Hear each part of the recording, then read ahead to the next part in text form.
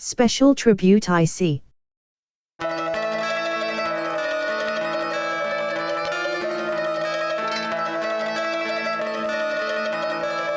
Yeah. He spoke of tortured souls, so outrageous the toll. You can lose all you have. He refused to give in to the town that takes all. Survive.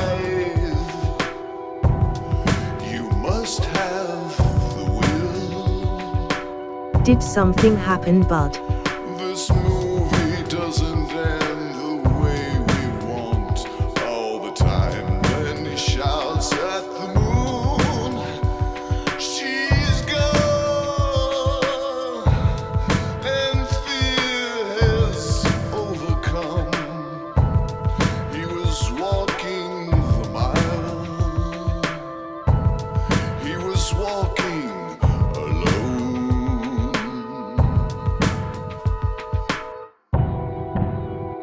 I'll announce it, don't worry.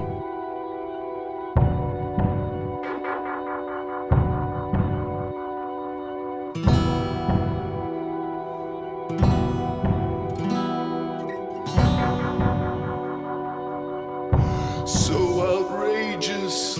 Alrighty. You can lose all you have. He refused to give in to the town that takes all. Survive. You must have the will. This movie doesn't end the way we want all the time. When he shouts at the moon, she's gone, and fear has overcome. He was walking the mile. He was walking alone. 420 dead birds, they bleed upon the nest. There was no time for reasons. They had no sign of the threat. Now it's too late for me. This town will eventually take me. Too late for me. This town will win. Through this fog they came along. Dark creatures singing a terrible song. The rest of the bar laughed at him. Only I felt my own quick. They found him dead the very next day. No more stories from him, I heard him say. We blame bad luck for his fate. Only I felt terror so great. She and he will know that someday all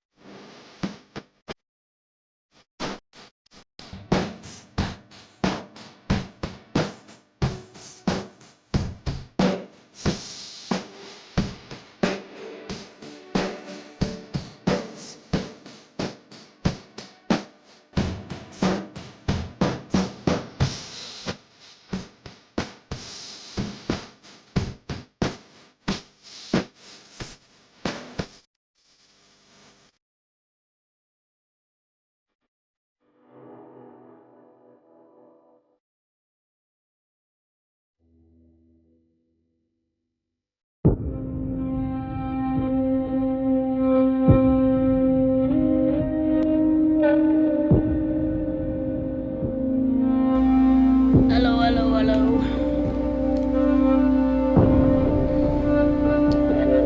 How we doing, guys? How are we on this fine Saturday evening, morning, noon, Hello, night, hello, hello. whatever time it is, according to your time zone? Oh, yeah. Welcome to another Saturday stream. Hello. Yes, hello, everyone. Yeah. Almost evening for me.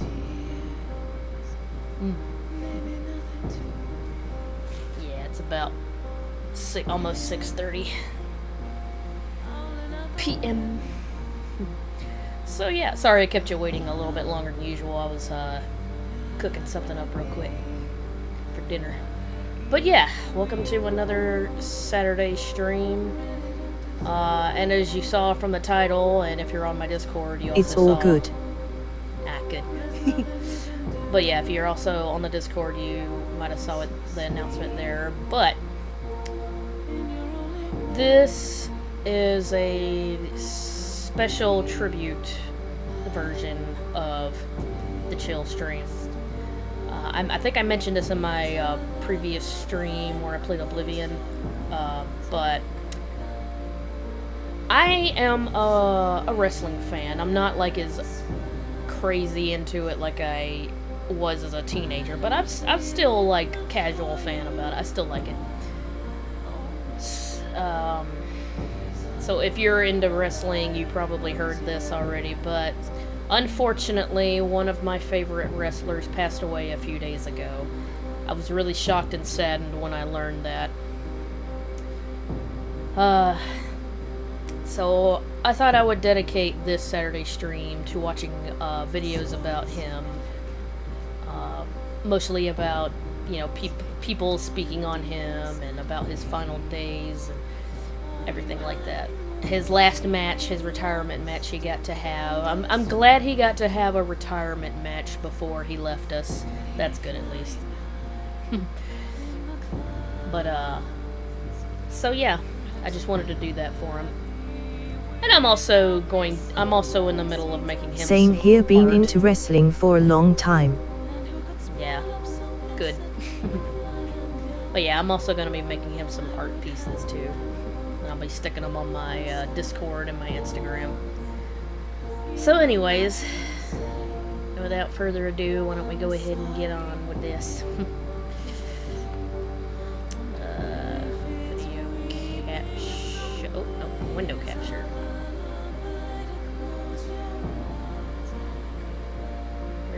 Hang on. Wait, you have an Insta? Mm-hmm. I do.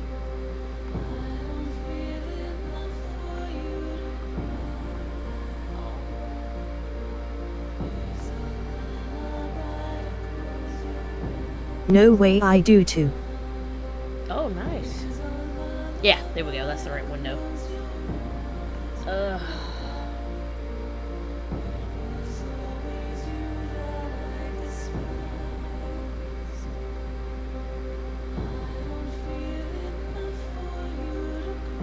Alright, so let's pause our music here.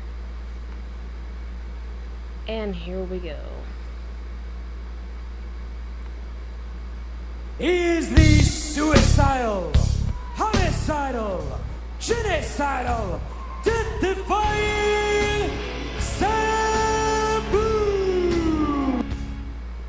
There's a dark side to pro wrestling that rarely gets talked about, but there are certain events that make it impossible for us fans to ignore this reality. The death of Terrence BRUNK, aka Sabu, is one such event.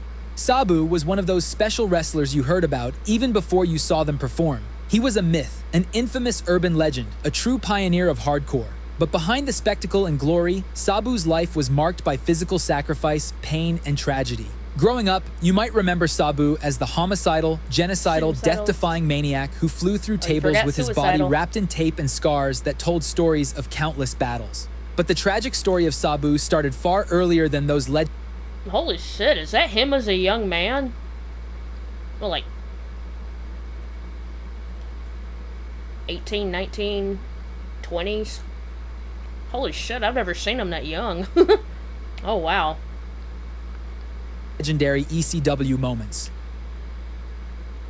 Born in 1964 in Staten Island, New York, Sabu's destiny in pro wrestling was perhaps inevitable. His uncle was none other than Ed the Sheik Farhat, the infamous wild man known for his blood-soaked matches and use of fire as a weapon. Under the Sheik's strict tutelage, Sabu began his training in the mid-1980s. He paid his dues across the independent circuit, wrestling in Memphis, Ohio, Canada, and Hawaii throughout the late 80s.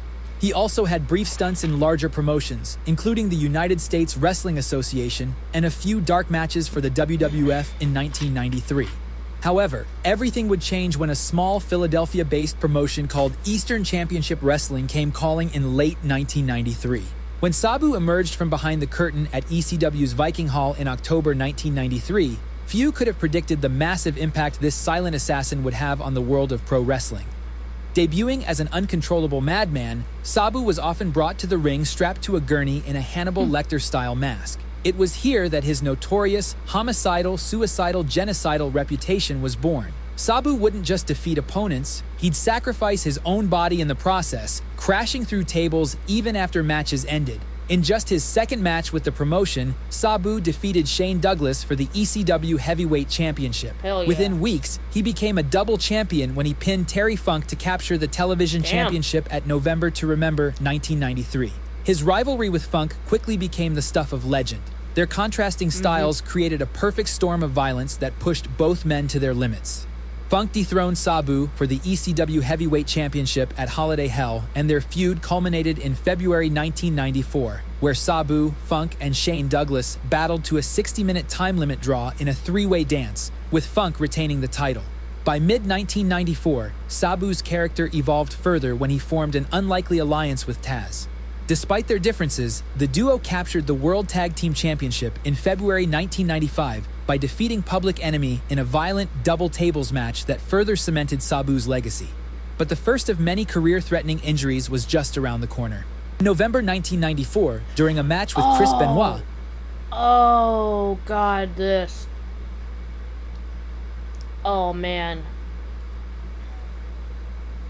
Sorry, I actually remember the video footage to this. Oh, it's hard to watch. Sabu's reckless style caught up to him. Benoit executed a back body drop, and Sabu, ever the innovator, attempted to rotate in midair to land on his back rather than face first. The move went horribly wrong, and Sabu injured his spinal cord, resulting in severe nerve damage that could have ended his career. Yeah, he landed on, like... Just a minute. 1 second, guys.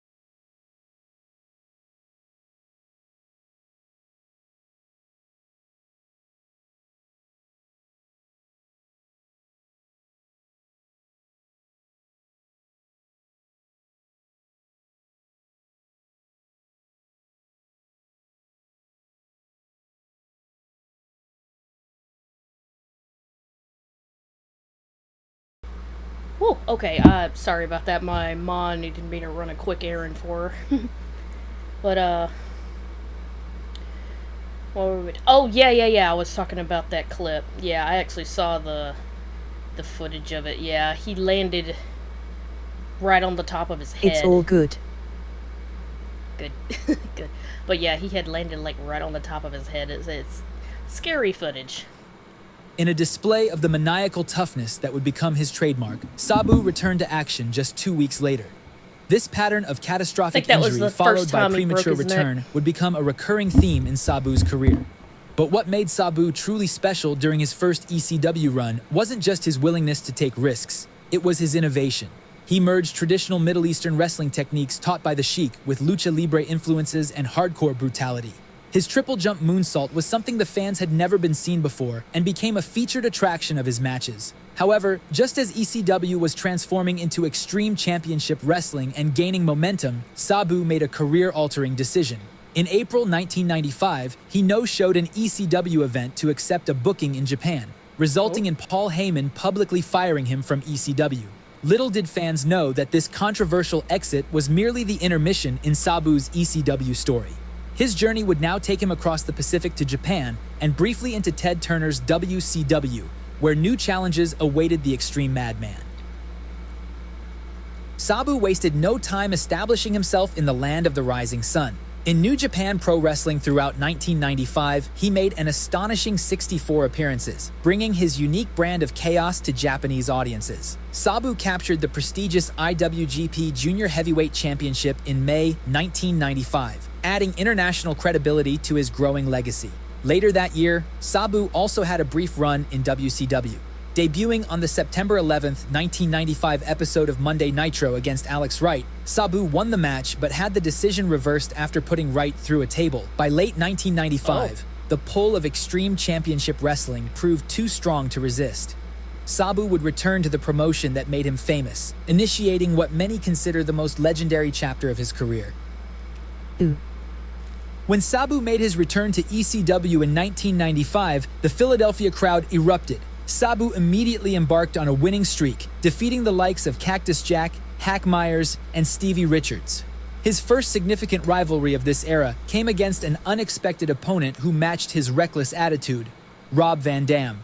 Their initial encounter at Hostile He is my number one favorite, by the way, Rob Van Dam. City Showdown in 1996 was meant to be a dream match. But when RVD refused Sabu's handshake after losing, it ignited one of ECW's most personal feuds. Oh, yeah. The series of matches that followed between RVD and Sabu showcased a different side of Sabu's abilities, emphasizing his often overlooked technical wrestling skills alongside his high-flying stunts. What began as a bitter rivalry transformed into one of wrestling's most celebrated partnerships when Sabu and RVD joined forces in late 1996. Okay, I hate to take another break again, but nature is calling. I apologize for that.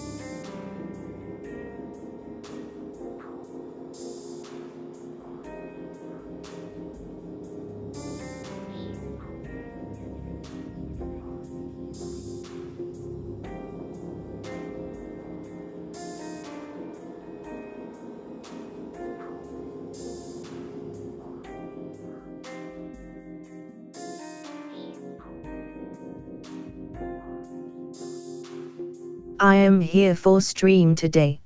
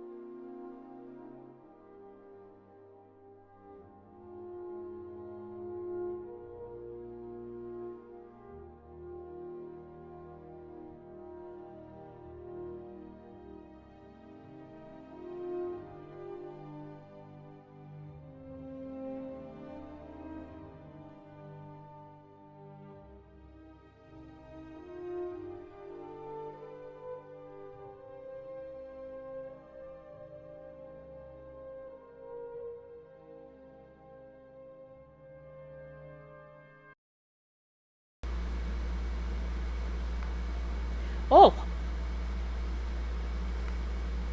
Jeez, okay. I'm sorry. Hopefully that will be the last break for a while. Oh, and hey, Romeo, I see you joined. With Bill Alfonso as their manager, the duo revolutionized tag Welcome team once wrestling more. with their synchronized aerial Yeah, attacks sorry about and that. innovative double-team maneuvers that Nature would later calls, be you gotta imitated by answer. dozens of other tag teams for years to come. Sabu and RVD would also capture the ECW World Tag Team Championship twice between 1997 and 1998. However, it was Sabu's 1997 feud with Terry Funk that would produce perhaps the most infamous match of his career. A bout so extreme that Paul Heyman himself would later refuse to ever book anything similar again. At Born to be Wired, Sabu and Funk faced off in a no-rope barbed wire match for the ECW World Heavyweight Championship, advertised as being too extreme even for ECW. The match lived up to its hype when Sabu attempted his signature Air Sabu corner splash on Funk, who moved out of the way, causing Sabu to crash violently into the barbed wire. The collision tore open his bicep, Absolute mad lad behavior. Yep. creating a 10-inch gash that would have ended most matches. Instead, in what became one of wrestling's most graphic displays of dedication, Sabu asked for athletic tape and proceeded to wrap his own wound before continuing the match. Sabu eventually emerged victorious, capturing the ECW World Heavyweight Championship for a second time, but at a devastating physical cost. This was not an isolated incident, but rather the most visible example of the toll his style was taking. Throughout this period, Sabu accumulated scars across his arms and torso that became part of his visual identity, permanent reminders of barbed wire, broken tables, and shattered glass. As ECW evolved toward the end of the decade, Sabu remained one of its pillars, This is engaging in basically programs wrestling with Taz, version of the Saw. Dudley Boys, and Just Incredible. By the time Sabu can say departed that. ECW in early 2000, shortly before the company's financial collapse Hello, and eventual Goth, I am bankruptcy, here. his body Yes, I was a see you. roadmap of sacrifice. Welcome. Multiple injuries that would have ended most careers had come and gone, with Sabu pushing through each recovery process to return to the ring prematurely. The damage was cumulative and significant, but Sabu's journey was far from over. With ECW's collapse in 2001, Sabu became a hardcore wrestling nomad. It was time for the next chapter in Sabu's story, one that saw him bring his brand of violence to independent promotions worldwide, as well as the new and emerging TNA. Sabu debuted in TNA on July 17, 2002, immediately making an impact by defeating Malice in a ladder match. In TNA, he rekindled his feud with Raven, a rivalry rooted in their ECW history, but complicated by a promise Sabu had made to Imagine a his recently saw deceased trap uncle, based the this with the Sheik, barbed wires. that he would never fight Raven. This storyline oath added emotional depth to Sabu's typically silent character, culminating in a psychological breaking point when Raven's disrespect of the Sheik's memory finally pushed Sabu to attack him in July 2003. Their match on August 4th showcased the chemistry that It had was made their ECW encounters WWE memorable. wrestling. However, as had become the pattern in Sabu's career, physical breakdown was never far away. During this program, he suffered a legitimate and severe back injury, followed by a virus that hospitalized him for months. The combined medical issues dear. sidelined him for nearly a year, leaving many to wonder if his career might finally be over. A benefit show titled A Night of Appreciation for Sabu was held in December 2003 to help cover his mounting medical expenses. Defying medical odds yet again, Sabu returned to TNA in 2005, immediately entering a feud with the Monster Abyss that pushed both men to new extremes. Sabu finally emerged victorious in this blood-soaked encounter, but the victory came with the familiar price of added scars and injuries. By early 2006, Sabu's TNA run was winding down as the company shifted its focus toward newer talents. In April, despite wrestling with a broken forearm, he challenged Samoa Joe for the X Division Championship in his final TNA match before being released. While this departure might have seemed like the twilight of a legendary career, Sabu would soon find himself in an unexpected position. The largest wrestling promotion in the world was about to get a taste of the homicidal, genocidal, death-defying madman. In early 2006, WWE had acquired ECW's assets following its bankruptcy and was planning to resurrect the brand as its third television show. For this revival to have any credibility Did with you know longtime he ECW going to be fans, it needed authentic WWE? ECW originals, and few were more authentic than Sabu. At ECW One Night Stand in 2005, Sabu defeated Rhino in a singles match, but it was at next year's event that Sabu truly showed the WWE audience what he was capable of. At ECW One Night Stand in June 2006, Sabu faced Rey Mysterio for the World Heavyweight Championship. The bout ended in controversial fashion when both men crashed through a table at ringside, with medical staff declaring neither could continue. While Mysterio retained his title by default, Sabu had made his statement. He wouldn't compromise his style, even on wrestling's biggest stage. Just days later, Sabu won a 10-man Extreme Battle Royal to earn a shot at WWE champion John Cena. This feud featured one of Sabu's most memorable WWE moments, when he crashed through the announce table with Cena after a triple jump leg drop on Raw. Their Extreme Lumberjack match at Vengeance saw Cena emerge victorious, but Sabu had successfully brought his brand of chaos to the WWE audience. Behind the scenes, however, Sabu's WWE tenure was quickly derailed by his lifestyle. On July 2nd, 2006, following a house show in West Virginia, Sabu and Rob Van Dam were pulled over during a routine traffic stop. Oh, yeah. Officers discovered 18 grams of marijuana, 5 Vicodin pills, and 9 testosterone pills, leading to the arrest of both men. Coming at a time when WWE was under intense scrutiny following Eddie Guerrero's death and the implementation of their new wellness policy, the timing couldn't have been worse. While WWE didn't terminate Sabu's contract, the incident effectively ended his push. He was fined $1,000 and given a 30-day suspension, returning to a significantly diminished role. By late 2006, Sabu was primarily used in multi-man matches. His final significant WWE storyline involved joining the ECW Originals faction to feud with the new breed of ECW talent, culminating in... God, that era sucked. They did when they tried to bring ECW back under WWE, it was awful. It sucked. In a match at WrestleMania 23, where the Originals emerged victorious. Sabu's final WWE match came on the May 1st, 2007 episode of ECW, competing in a fatal 4-way match to determine the #1 contender for the ECW World Championship. 2 weeks later, on May 16th, 2007, WWE announced Sabu's release from his contract. In just 1 year, Sabu had gone from challenging for world championships to being quietly let go. Following his WWE release in 2007, Sabu returned to the familiar territory of the independent circuit. By this point, his body was marked by decades of crashes through tables, barbed wire cuts, and high-flying maneuvers that had taken an irreversible toll. Yet, like a warrior unable to put down his sword, Sabu continued to perform the same death-defying moves that had made him infamous. The post-WWE years brought brief returns to TNA. First in 2010 as part of the ECW reunion-themed Hardcore Justice pay-per-view, where he faced his longtime friend and rival, Rob Van Dam. These occasional appearances on larger platforms became increasingly rare as time progressed, with Sabu primarily working smaller independent promotions across North America and Europe, often in front of crowds that were mere fractions of the audiences he once commanded.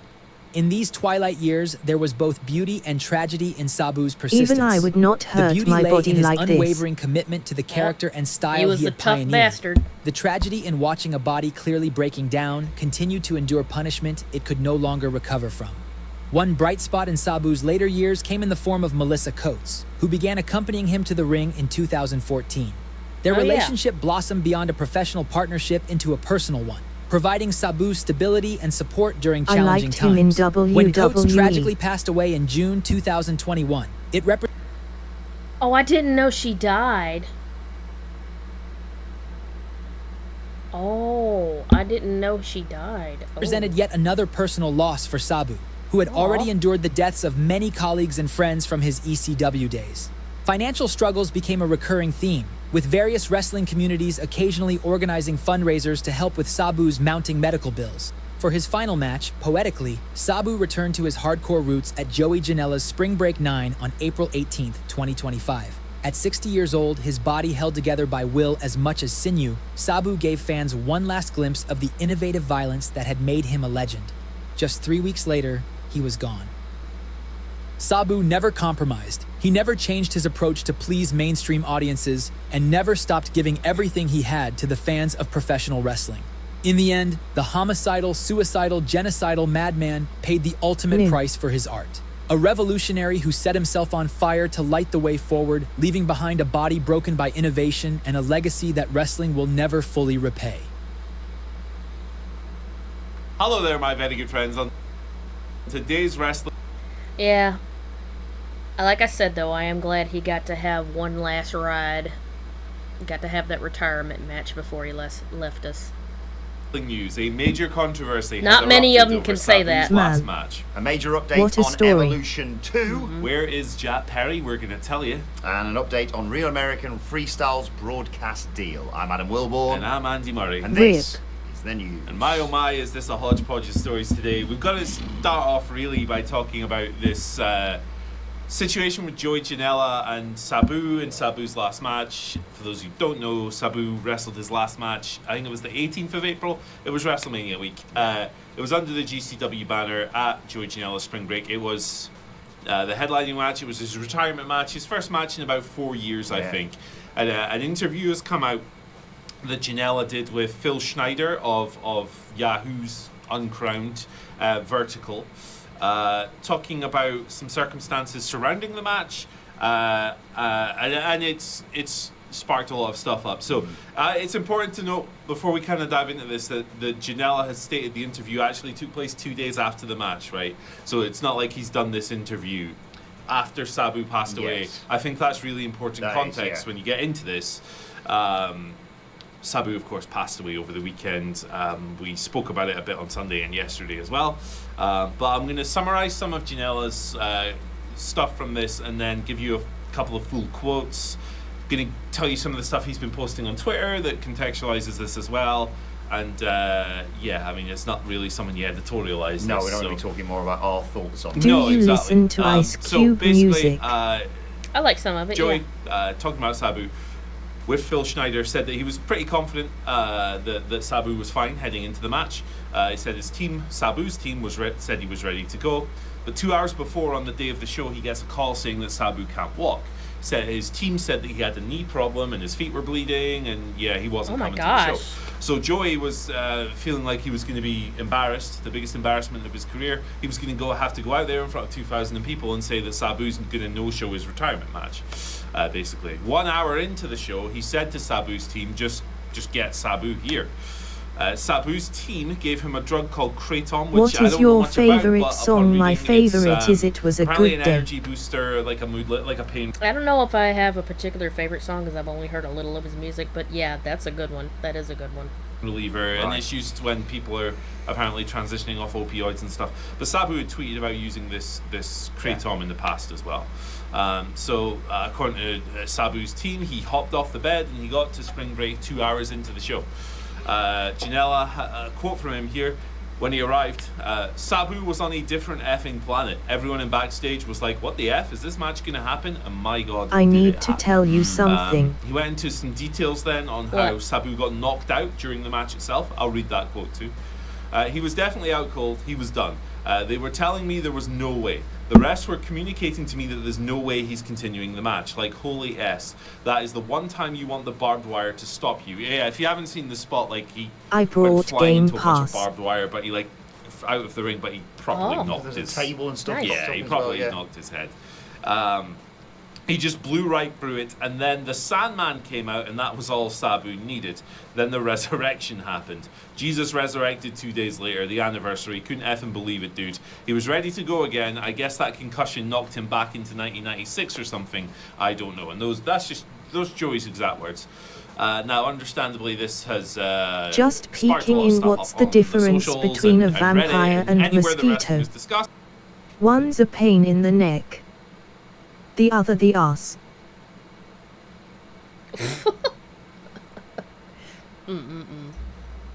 Silly seal. Joey has posted a bunch of tweets about this stuff as well, clarifying as well, because there were people that thought that GCW gave Sabu Kratom, or Kratom, however you say it. It's not the case. It was Sabu's team, not Brett Lauderdale or GCW or Joey Janela. He also posted the following. Sabu was a grown man. He did what he had to do to get out there. I took care of him to the best of my ability. I don't think what happened halfway through the match... Sorry, I didn't think what happened halfway through the match would happen.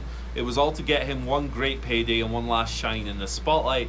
That night wasn't about me, it was about Sabu, and I wouldn't change it. And the Game Pass have Elder Scrolls Oblivion on it, so I install to my Xbox Series X for tomorrow. With stuff like this, I think it's important to give you the full perspective and not just give you this narrow thing.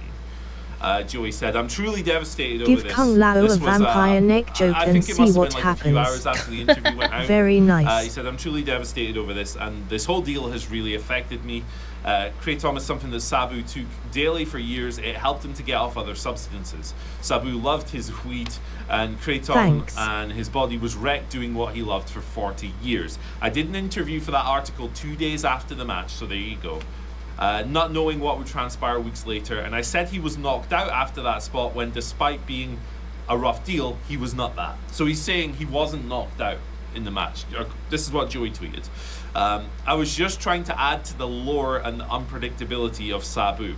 I loved Sabu, and he was legitimately my idol growing up and my friend, and I just wanted to give him and the fans one last great Sabu spectacle.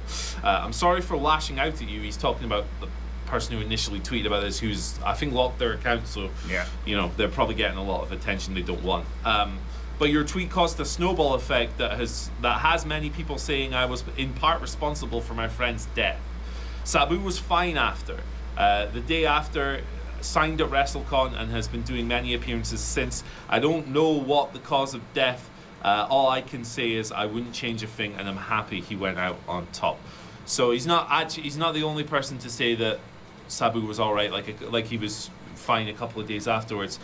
I saw a few people, including Justin Wang, very prominent Twitter user. I like Justin a lot, tweeting similar. Like, I had a conversation with him the next day and stuff like that. Because, you know, since Sabu's death, unfortunately, a lot of people are going, how could you support this match? Like, people are, you know, insinuating that it contributed to what happened, and I think that's very reckless. Yeah, we don't know a lot of details about his passing. Unfortunately, that leads to a lot of people to speculate, and obviously with this being so close to when it happened, it's very difficult. Look, I can fully understand why people are questioning whether or not Sabu should have competed at Spring Break. I mean, like, Joey has said that certain things in that interview were exaggerated. So again, it's really hard to tell what actually happened in that backstage environment, because he said that, you know, when he says that things like Sabu wasn't actually knocked out, it's like, how much of the rest of the interview do you take at face value? Now, and he's trying to add to the lore. You can you know, it's his last match, and it's like sure, a story to tell. Sure, and you can you know, say whether or not maybe that's not the best way of phrasing things. I can see that point as well. I personally, I would ask what kind of medical advice was sought on this. What kind of medical professional opinion was given to where Sabu was, you know, allowed to go out there and all that stuff. Who was consulted before he stepped into the ring. On Kratom, that information hasn't come out there. It's a question I would ask about this situation. But look, I'm sure with the benefit of hindsight that Joey deeply regrets the content of this interview. I mean, he said as much. I'm devastated about what has happened. He doesn't regret what happened with the match, and that's his prerogative, absolutely. This whole thing just makes me quite sad, and I think it's a real shame that this is kind of like the story coming out of Sabu's passing, unfortunately. So we'll you know, we're not going to sit here and, you know, proffer opinions on this, because it's quite clear to me that there's still quite a lot to come out on this. Yes, exactly. And whether or not it actually does is you know, no guarantee either way. So we'll just wrap this one up by once again saying rest in peace, Sabu, and thoughts, prayers, good wishes to everyone impacted by this, including his family, friends, fans, and anyone who came into contact with him. Absolutely. Right, let's bring you a bit of an update on Evolution 2 now. Loads of speculation on that this year, and some interesting...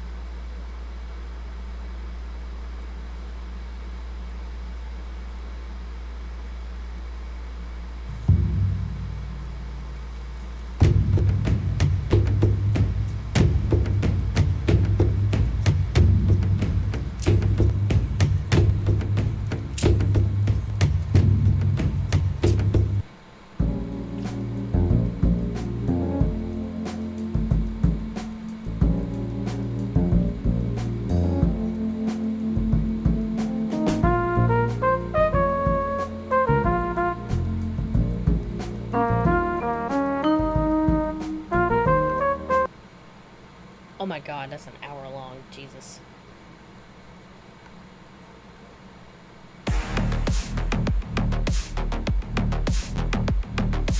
Sabu passed away at the age of 60 on May 11, 2025. Is there anybody who's influenced wrestling as much as he has? Probably two people, but Sabu stands It out is as the a completely title of different stream. category of this because he just is unique. I mean, you just look at his body, and that literally tells the story of violence. The scars, everything on his face, on his body, his back, his chest, everything. He But the only died of two a that I can heart think attack of over that COVID. right then and there, and both of the two, Sabu and this other I don't person, think that's right. looked Who are you to talking Terry about? Funk as the person that changed the landscape and is forever remembered. The other person would be Mick Foley. So I would put Terry Funk as the father of hardcore that really influenced tons and tons and tons of people. And then Sabu and Mick Foley had their own individual specialized type of hardcore Sabu. wrestling that when you combine them, and No, they we don't wrestled know each how he other, died you yet. had something They're still really investigating special. that. So that would be probably the three people that have influenced. The two main ones would be Terry and Sabu, would have influenced generations to come within that. But definitely with the tables, the chairs, the dives, the unique spots, using those weapons, I think Sabu is far and above anybody else. That the ability he could do that. Yeah, Sabu would actually influence Terry Funk. It'd be one way, and then with everything Sabu was doing and Terry Funk always having his finger on the pulse, I guess, of professional wrestling, and never having the ego of, well, it was always better in my day. He would evolve, he would change his style to sort of, be more relevant for the 90s fans, I guess. They had a symbiotic relationship, like all three of them, and then you put Dreamer and Raven and all these people in there. Everybody was willing to work together for the art of it, and Sabu definitely embodies that. So, no cause of death has been announced yet. He retired for the first time from wrestling a few years ago. Weirdly, he announced it on my show, of all things, but his body was broken down. He just couldn't do anything anymore. I think he retired at the age of 56 or 57, something like that. And also the death of his longtime partner, Melissa Coates, basically affected him for the rest of his life. Talking to people who knew him as well, they all basically say the same thing. He was terribly affected like that. We're going to be talking about later on in the show your personal memories of what Sabu was like to wrestle. But for now, we're going to be talking about more like what he was like as a person and his influence on the business as a whole. So, what was Sabu like as a person day to day? Because I heard an interview with Lance Storm, memorializing Sabu, and he just said, despite his appearance, despite the fact that it can be hard to get to know him, at least at first, he had a really good heart, no filter, no BS. No filter, no BS is exactly going to explain the reason why he didn't go further into professional wrestling. No politics either. I wanted to start with context here, as we always try to do. Now, obviously, I'm not going to be as close to him or know him as well as a Rob Van Dam, a Bill Alfonso, other people like that. But the general experience with Sabu, I think, would be uniform as you get to know him as a person. And there's definitely walls up. And I believe that match from House Party 96 and getting to know and getting to earn his respect over the course of years opened Sabu up to me a little bit. We got to travel a little bit day to day in the new ECW. So that would be my day-to-day experience. ECW was always kind of like, I guess, arm's length type of stuff, a little bit closer, but very small steps because I was just a young boy. I was green and had to earn the right to get to know him. First as a worker and be trusted, and then the trust of knowing the person, Terry BRUNK. But the new ECW allowed me to do that because we traveled together and I got to know him. I got to see the sense of humor and the good heart. You have to think too, I remember Pee Wee Anderson, the referee from ECW, and other people. He would have a motorhome. I don't know how long, but when I was there in the earlier days, he had a motorhome, and he would drive from Michigan to the ECW arena or drive around the shows, and he would have somebody like Pee Wee and other people riding with him, and I don't think he ever asked him for any kind of, trans money or anything like that, and got him booked on the shows. And I think Sabu had said about Vince McMahon, especially, that a lot of people he cared about and tried to get work ended up working for Vince. So he was definitely something not only that gave himself in the ring and was generous, but he was generous if you were with him on the road. It was very rare that like Sabu didn't want to pay for everything, when we traveled. But we split cost, and we were really, really good with that. And I never would have thought in a million years, even when they said, and it spawned out of WWE saying Sabu, and believe this, Sabu and Kelly and Stevie Richards traveling together. There you go, with some picture of that. But Kelly, a lot of people really? in ECW didn't have driver's licenses, or they were suspended or revoked. So they had rented a car. I got the free rental car, so of course I don't mind driving. And Sabu and Kelly. But I was nervous too, because I was like, how are we going to get along? How's this going to sync up? I like to work out early in the morning, this and that. And as I got to know Sabu, I was like, man, we're actually like a lot more alike with just our routines than, Interesting. I could have guessed. Now, our body clocks were different, because when he stayed up all night, we roomed together. He stayed up all night watching, I think he watched, the People's Court, just these odd overnight shows, and I was trying to sleep. When I got up for the gym, he was sleeping, but he would always want to work out in the morning and at least try to sync up that way. So you can't judge a book by its cover. That would be, I guess, the overarching theme about my predisposed stereotype of what Sabu would be like to get to know as a person, and what I ended up knowing was a pleasant surprise. Just as an aside, he texted me at 5 a.m. once. Really? He hunted out my Facebook and messaged me because he just wanted to talk about Vince McMahon. This was just after he was found out, with the NDA thing. Mm-hmm. He just wanted to talk about it at 5 a.m. I just thought that was a bit nuts. But I told that to someone else. Went, yeah, that sounds like Sabu. Yeah, that's absolutely right. So once again, in fact, just before we get to the travel thing, Bill Alfonso, talked about Sabu and said he got into the wrestling business at age 19 or whatever, because he was a tearaway, going down the wrong road, running with the wrong people kind of thing, and something culminated where he was shot in the face, shattered a bunch of his teeth, and then he survived somehow, and then his uncle Ed Farhat, the original Sheik, basically grabbed him, said, you're living with me, I'm going to train you to be wrestling. And then he had him fixing up the rings and washing his car and stuff like that for 7 months before he even let him go in the ring. Just to instill some discipline and that kind of thing. Right. So in a sense, wrestling may have saved him. Wax on, wax off. If you the think Karate about it Kid. that way. The next thing here is, because you've already mentioned it, Sabu, Stevie, Kelly travel partners. Was there more weird stories with that, or? No, not really. Just myself looking and seeing that, I'm working out with Sabu in the gym. Oh, Sabu and I are in a Whataburger, and he's posing with fans. And what's the Whataburger thing? Because you sent me that as well, so we have to talk about that. Well, we'll get into those stories and kind of keep them as segments, because they all have. I don't know if we can make them all in the one clip, but there's a lot of good times on the road. It's kind of like, I guess, being a little bit starstruck by the mystique. Now, if Sabu was here, he's like, oh, you bought into my gimmick like PJs? He'd probably joke about it. But it's a whole different thing. And then you get to know that, and kind of you start to put a little walls up, man, this is weird. Even just seeing somebody like Sabu, who, there's so much mystique around him, to see him just eating Whataburger, and you're like, oh, this is completely wild. He's just some dude. And just getting to know him and talking to him about working out, and talking to him a little bit about the Sheik and the past and all that stuff, just general conversations.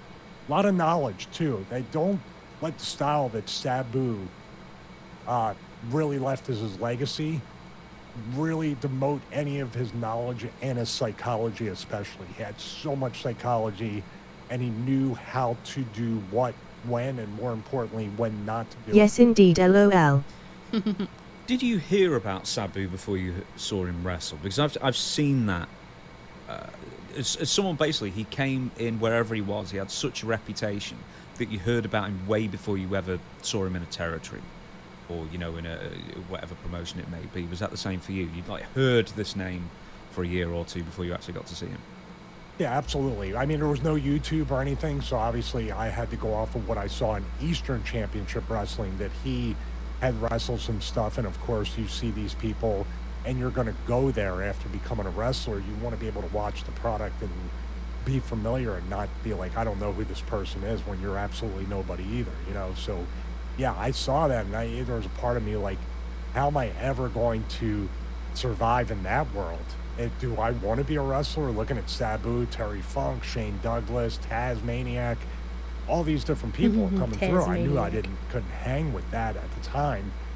So yeah, when I first got to the locker room and just showed up with my bags, hoping to get chokeslammed by 911 every night, Sabu was there sometimes and shake his hand. But the funny part is that same exact, like shake the hand, but Sabu had something to do, and he was always kind of like that, unless he gets settled in and then he could talk.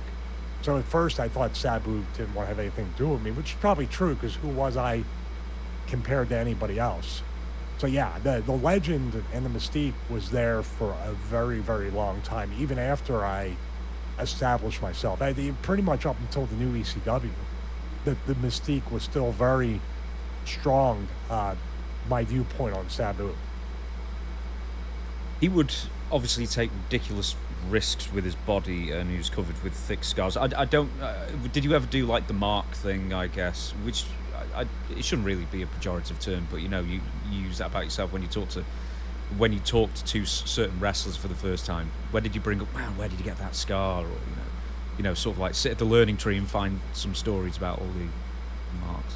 I didn't really ever feel comfortable enough to ask him that, but there was secondhand information. Either it was from matches or the Sheik did it to him to make him look like he had. Have you ever heard those stories? Never heard that. I had heard of, it could be just out there or written, but I heard that Sheik had done some of them, or they had wrestled, or he was put in the matches where he would get scarred up there. Did you watch Mortal Kombat Legends Scorpion Revenge? Yes. Moniker.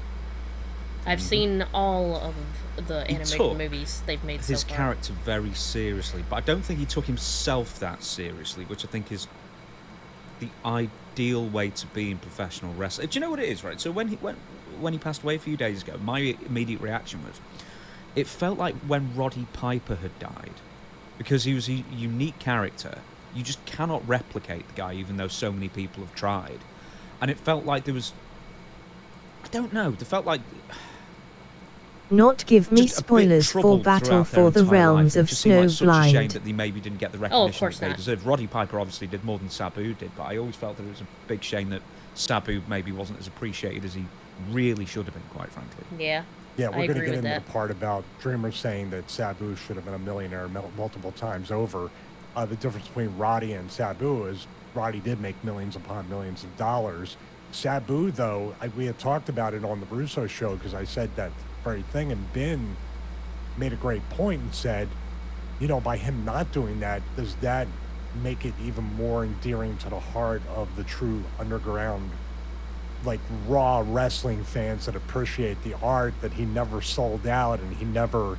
it would have been great if he sold out just a little bit and he got the money he deserved. But he wasn't. That's never a term. I take that back. That's never a term, joking or not, that Sabu would ever take lightly. Because, like you said, he took his character very seriously. He took the brand of Sabu very seriously. You have to think, too, Sabu is also representing, in an Avatar sense, his uncle, the Sheik, and carrying that legacy. So I think it was more of that the respect for his uncle. And what his uncle brought, and what his uncle, still has a lot of that mystique. If you hear the Sheik, it's kind of like right up there with Abdul the Butcher and other people. Like, I'm not quite sure. And Abby has done interviews where you hear his voice, and it's like very different. But I can't remember the Sheik ever just sitting down doing a shoot interview as a regular person or anything. So I think Sabu, it's 50% him and 50% the legacy of his family. Yeah, Sabu was...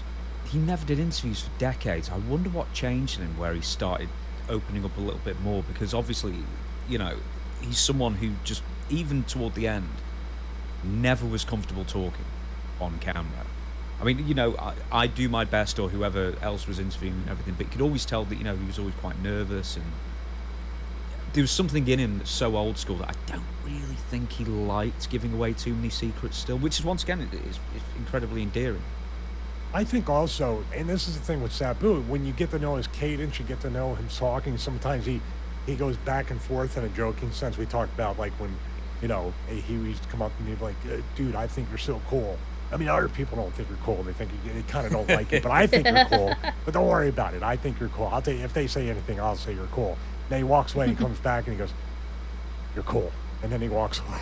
Like that odd kind of like off-putting in a funny way type of thing. He was so funny, charismatic, dry, sarcastic, cynical, all those things. But in a sense with Sabu, I think he just hated talking about himself. And that's kind of maybe my guess when we Understandable. traveled together, that I didn't ask him a lot of questions about himself with the scars and things like, because I think he truly was so giving as far as in the ring, and other people worried about that. He knew knew what the brand was. And then, of course, the other part of it is protecting the business. You can't let that go when the Sheik instilled it in you at a young age. So, we're going to talk about, a little bit of his career, obviously. It seemed that the bigger the promotion, the less special they wanted to make Sabu. And I wonder how much politics played into it, because... Last WCW, week I did my we can talk final about WWE destination in a minute, marathon, but, and I'm WCW even more 1995, hyped for Hulk Hogan. Bloodlines. I mean, Ooh, Raven, awesome. Brian Pillman, Sabu wasn't there long enough, I understand that, but he must have been looking at someone like Sabu and just thinking, damn, I can't follow that. Same like a lot of the cruiserweights, and then all of a sudden Sabu has to compromise who he is.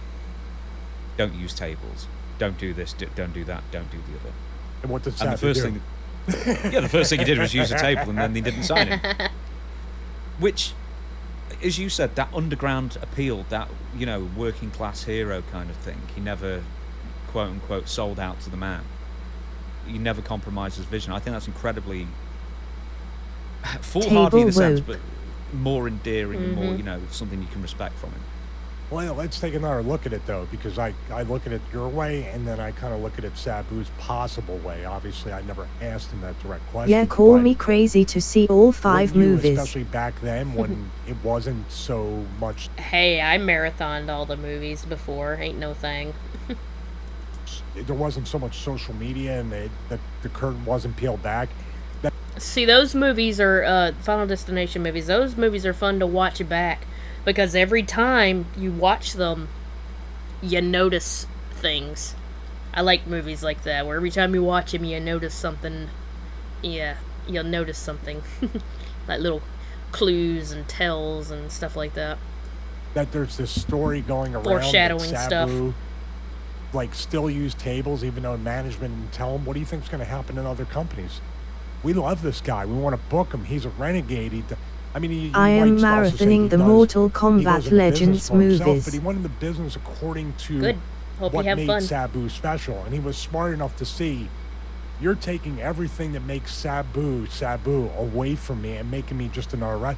Might as well put him in a pair of black trunks, which maybe would have been the next step if he played ball, that they called him Terry BRUNK. Only and need had 2 him movies. trying to wrestle like Terry Funk. The people in charge sometimes more times than sometimes, like to reinvent All the movies the wheel, are a warning of make safety things at hard on anywhere you themselves. go or The do. biggest example is, why don't you call Kurt Henning's kid Henning? You call him Curtis Axel. Brian Breaker, instead of calling him Steiner, he does all the Steiner stuff, but he's Brian Breaker. It's just, I don't know why they always do that. And Sabu was one of the first, and maybe the only ones that said, no, I'm Sabu, I use tables. You either like it or you don't like it. It could have went the other way, and they said, this is amazing. We got to sign this guy. So it was really a 50-50 chance. Yeah, I find it funny how so many people wanted to sign him and then change him. Well, you might as well just get anyone then, in that sense. Yeah, who are you signing? Exactly. Mortal What did you see Kombat that LS wasn't Legends there, Battle for the and now he's Realms here, and and now Mortal you wanna Kombat Legends do Snowblind. something different with him? What's the point?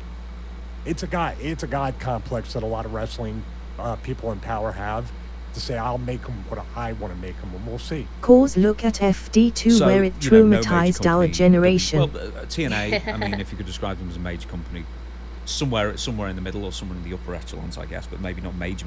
But WWF, WWE, in both guises, and WCW, they all wanted to change it. So 1993. Once again, I think you brought up, he should have been a millionaire many times over. There was like 4 different examples, I think, where he was in major companies, and for one reason or another, he was just uncompromising. and he just wouldn't do what he was asked, or he didn't believe in the vision that Vince McMahon or whoever had for him. In 1993, he didn't want to have the Iron Sheik manage him, and he said, well, I want my uncle, the original Sheik, he needs a payday, and it makes sense. And he wanted to like tweak his character a little bit, and Sabu said no. Turned down $250,000 a year. 1995, once again with the WCW thing. Can we stop right there real quick? Or yes. You'll get to it. I'm sorry, because they did, WWF did a kind of a rib on him when they took Pablo Marquez and made him Babu, right? Was that a little bit of a play on Tiger Ali Singh? They called him Babu. Was that a rib? That was my guess. That's fast forwarding past 95. I think that was 96 possibly. No, it would have been 98, 99 when Tiger Ali Singh was doing the Million Rupee Man character.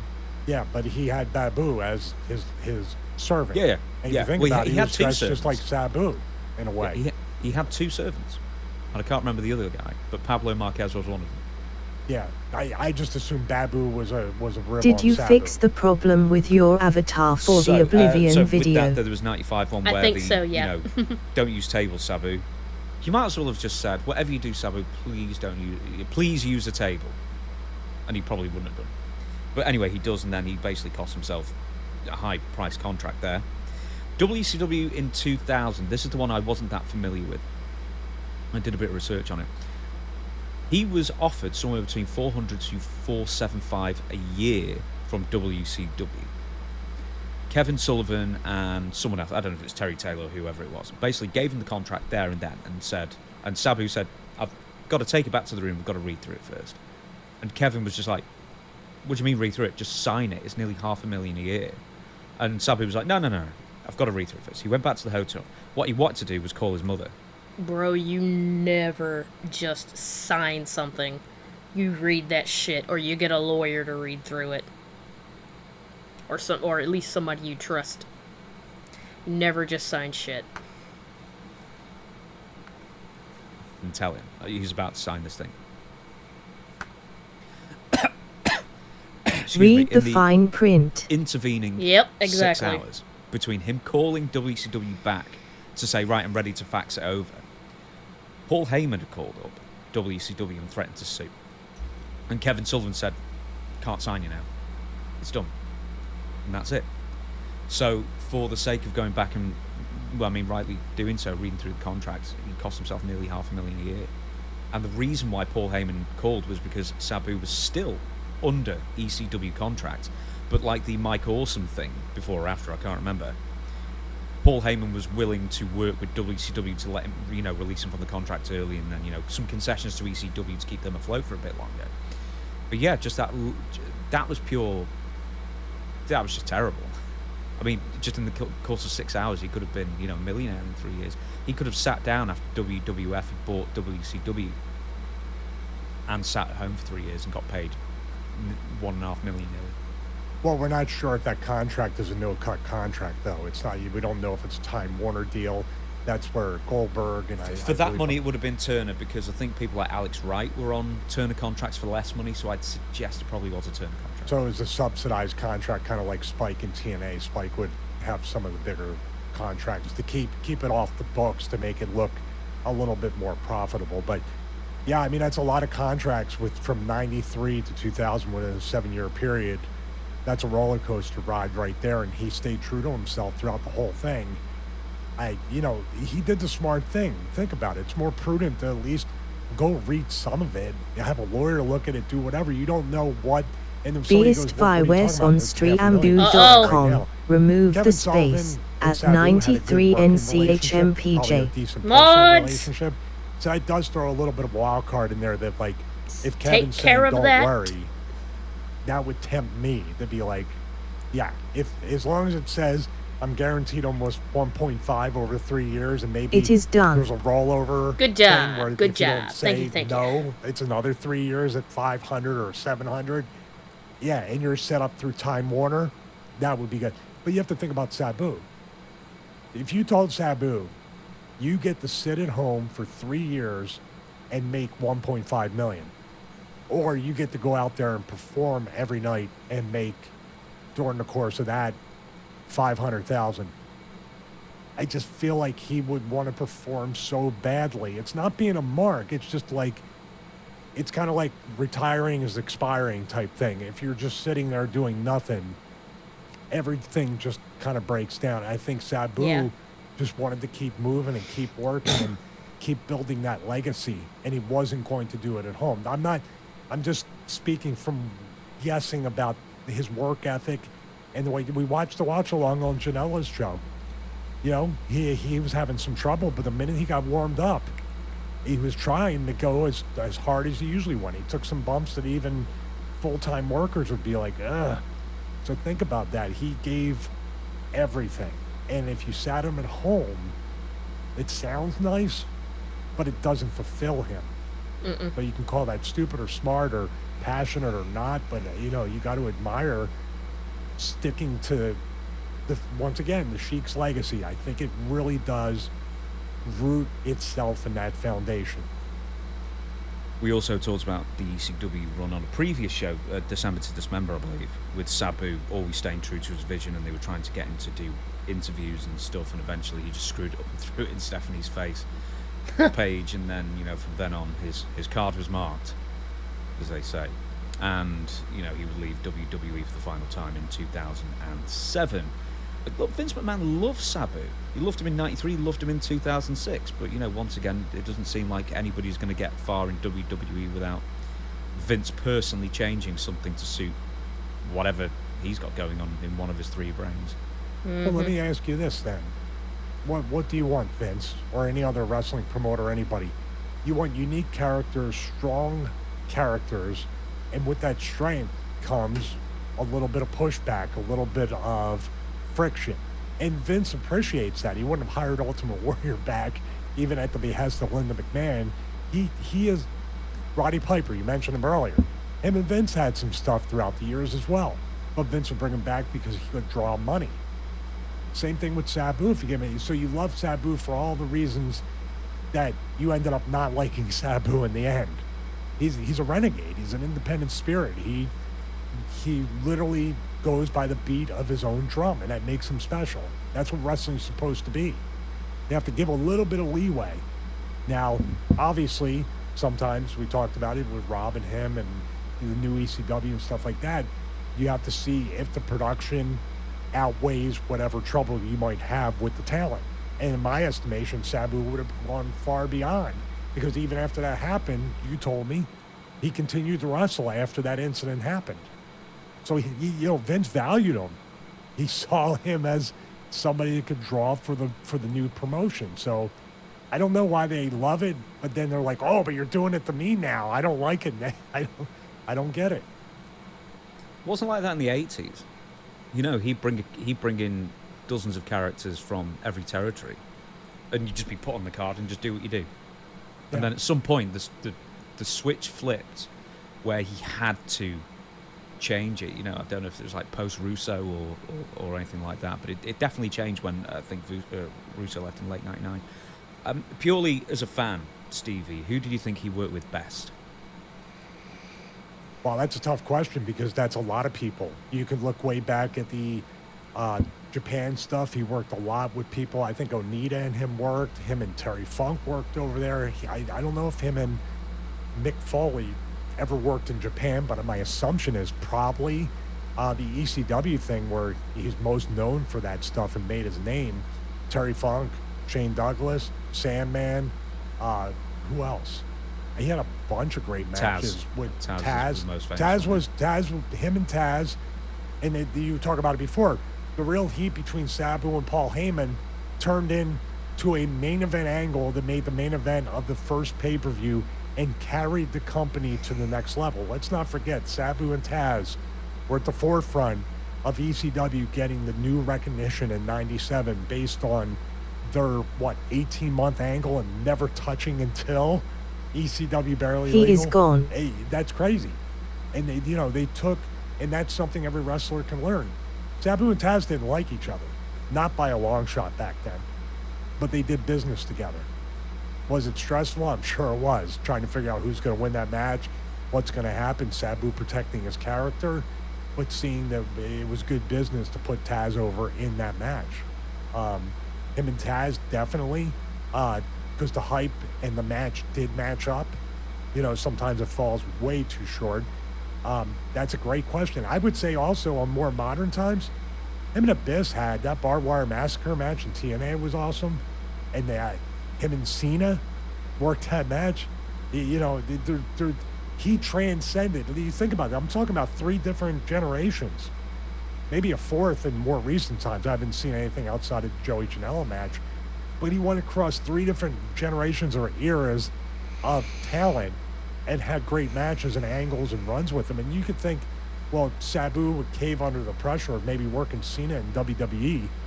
But I think in that match with Cena, he outshined Cena. Sabu did. He just really looked great. Yep. And I thought that was going to be the springboard that would make Vince say, this is a player. And I can put him against other people that he can really make look like they can overcome the most dangerous man in the company, which I think they were trying to put Sabu in that category. Yeah, I'm looking at, you know, he had a run in Impact Wrestling in 2019. You know, he was wrestling Penta and Phoenix and people like that. He's really? wrestled like, yeah, he's been wrestling, you know, from people in the middle in the 2000s, you know, from MLW or Ring of Honor or wherever like that. You Daniel Bryansons and CM Punks and that kind of thing. So yeah, he's you know, all the way back to the Tiger Jeet Singh days in you know, pre-ECW FMW in Japan. I mean, he was doing like the earliest indies in the late 80s. So yeah, he's transcended many generations. And he didn't not fit in with the Ruthless Aggression era. And he'd been wrestling over 20 years at that point. One more thing, he always said he loved wrestling the big guys because it's just, and I like the way he said it was, it's the easiest story to tell. He never said it'll make the greatest match. It's like, it's the easiest story to tell. It's simple for everybody to pick up, and you work from underneath, and you know, you overcome the odds if indeed you are winning, and that kind of thing. Boy, yeah, let's talk about that because he had some really good matches with Big Show in the new ECW. That's exactly what he was talking about there. So he could work anybody. It's kind of a weird thing because you think he's such a niche wrestler or a gimmick wrestler, you know, not to sound offensive to him, but he's not. He's literally a utility player. He's like me, but a lot better and a lot more athletic and a lot more exciting to watch. He can work anybody and work around them.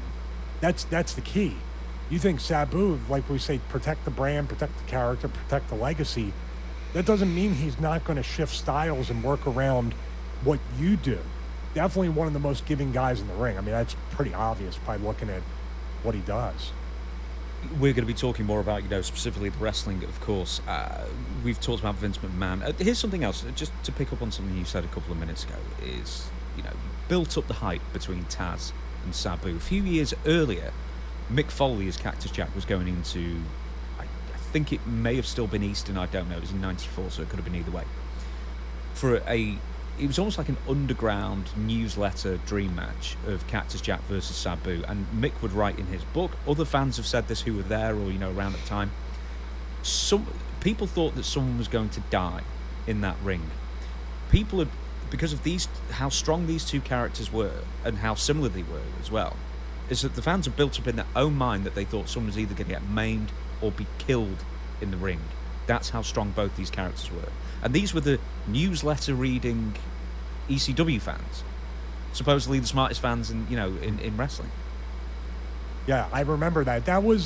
Wasn't Mick still with WCW, and it was one of those things that he came over to wrestle Sabu, and it was an inter-promotional dream match, and there was a lot of floor bumps. I remember that.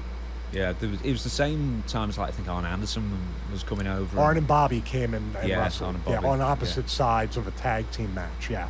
Funnily enough, they did that in Smoky Mountain Wrestling as well. I don't know if it was the same year or the year before, but they had like a brief WCW arrangement as well. But in 94, Bill Watts left, 93, Bill Watts left, Eric Bischoff came in, and then I think through Kevin Sullivan, I guess, they started working with Paul Heyman. Yeah, more closely, yeah. Yeah, it was Kevin, definitely, because Kevin was working the ECW shows as well as he was in WCW to some extent. That was the original Forbidden Door, by the way. That was the original, like, you're seeing stuff you'd never see before, and then obviously people came through as they always did in ECW towards those early to mid years when they were between WWF and WCW, or they were just working indies trying to get a job back in one of the promotions, ECW would usually be the first stop. Here's another interesting match for you. Sabu wrestled Pete Dunne. It's all these crazy singles matches that you don't realize that Sabu has been just doing with the next generations, you know, after leaving, I guess. What year was that? 2015. Wow. I didn't know Pete Dunne has even been wrestling that long, but I guess. Yeah, I'm just looking at some of his matches. It's crazy who he's been in the ring with. Madman Fulton. That's Impact. Well, he had some matches with Necro Butcher, too, that were pretty rough, if I can recall, correct? I can believe it. Yeah. Absolutely. I mean, every bit as much, not as much as Joe and Necro punching each other in the face for real as the ECW. You ever see that one? There's popping each other. It's on YouTube. It's from the ECW arena. But, man, you see what I mean? Like, I didn't know any of this as far as Pete Dunne. Other people. I thought you meant Pete Gas. I was like, that's an interesting match from WWF at the time. Pete Gas, Mean Street Posse. Oh, yeah.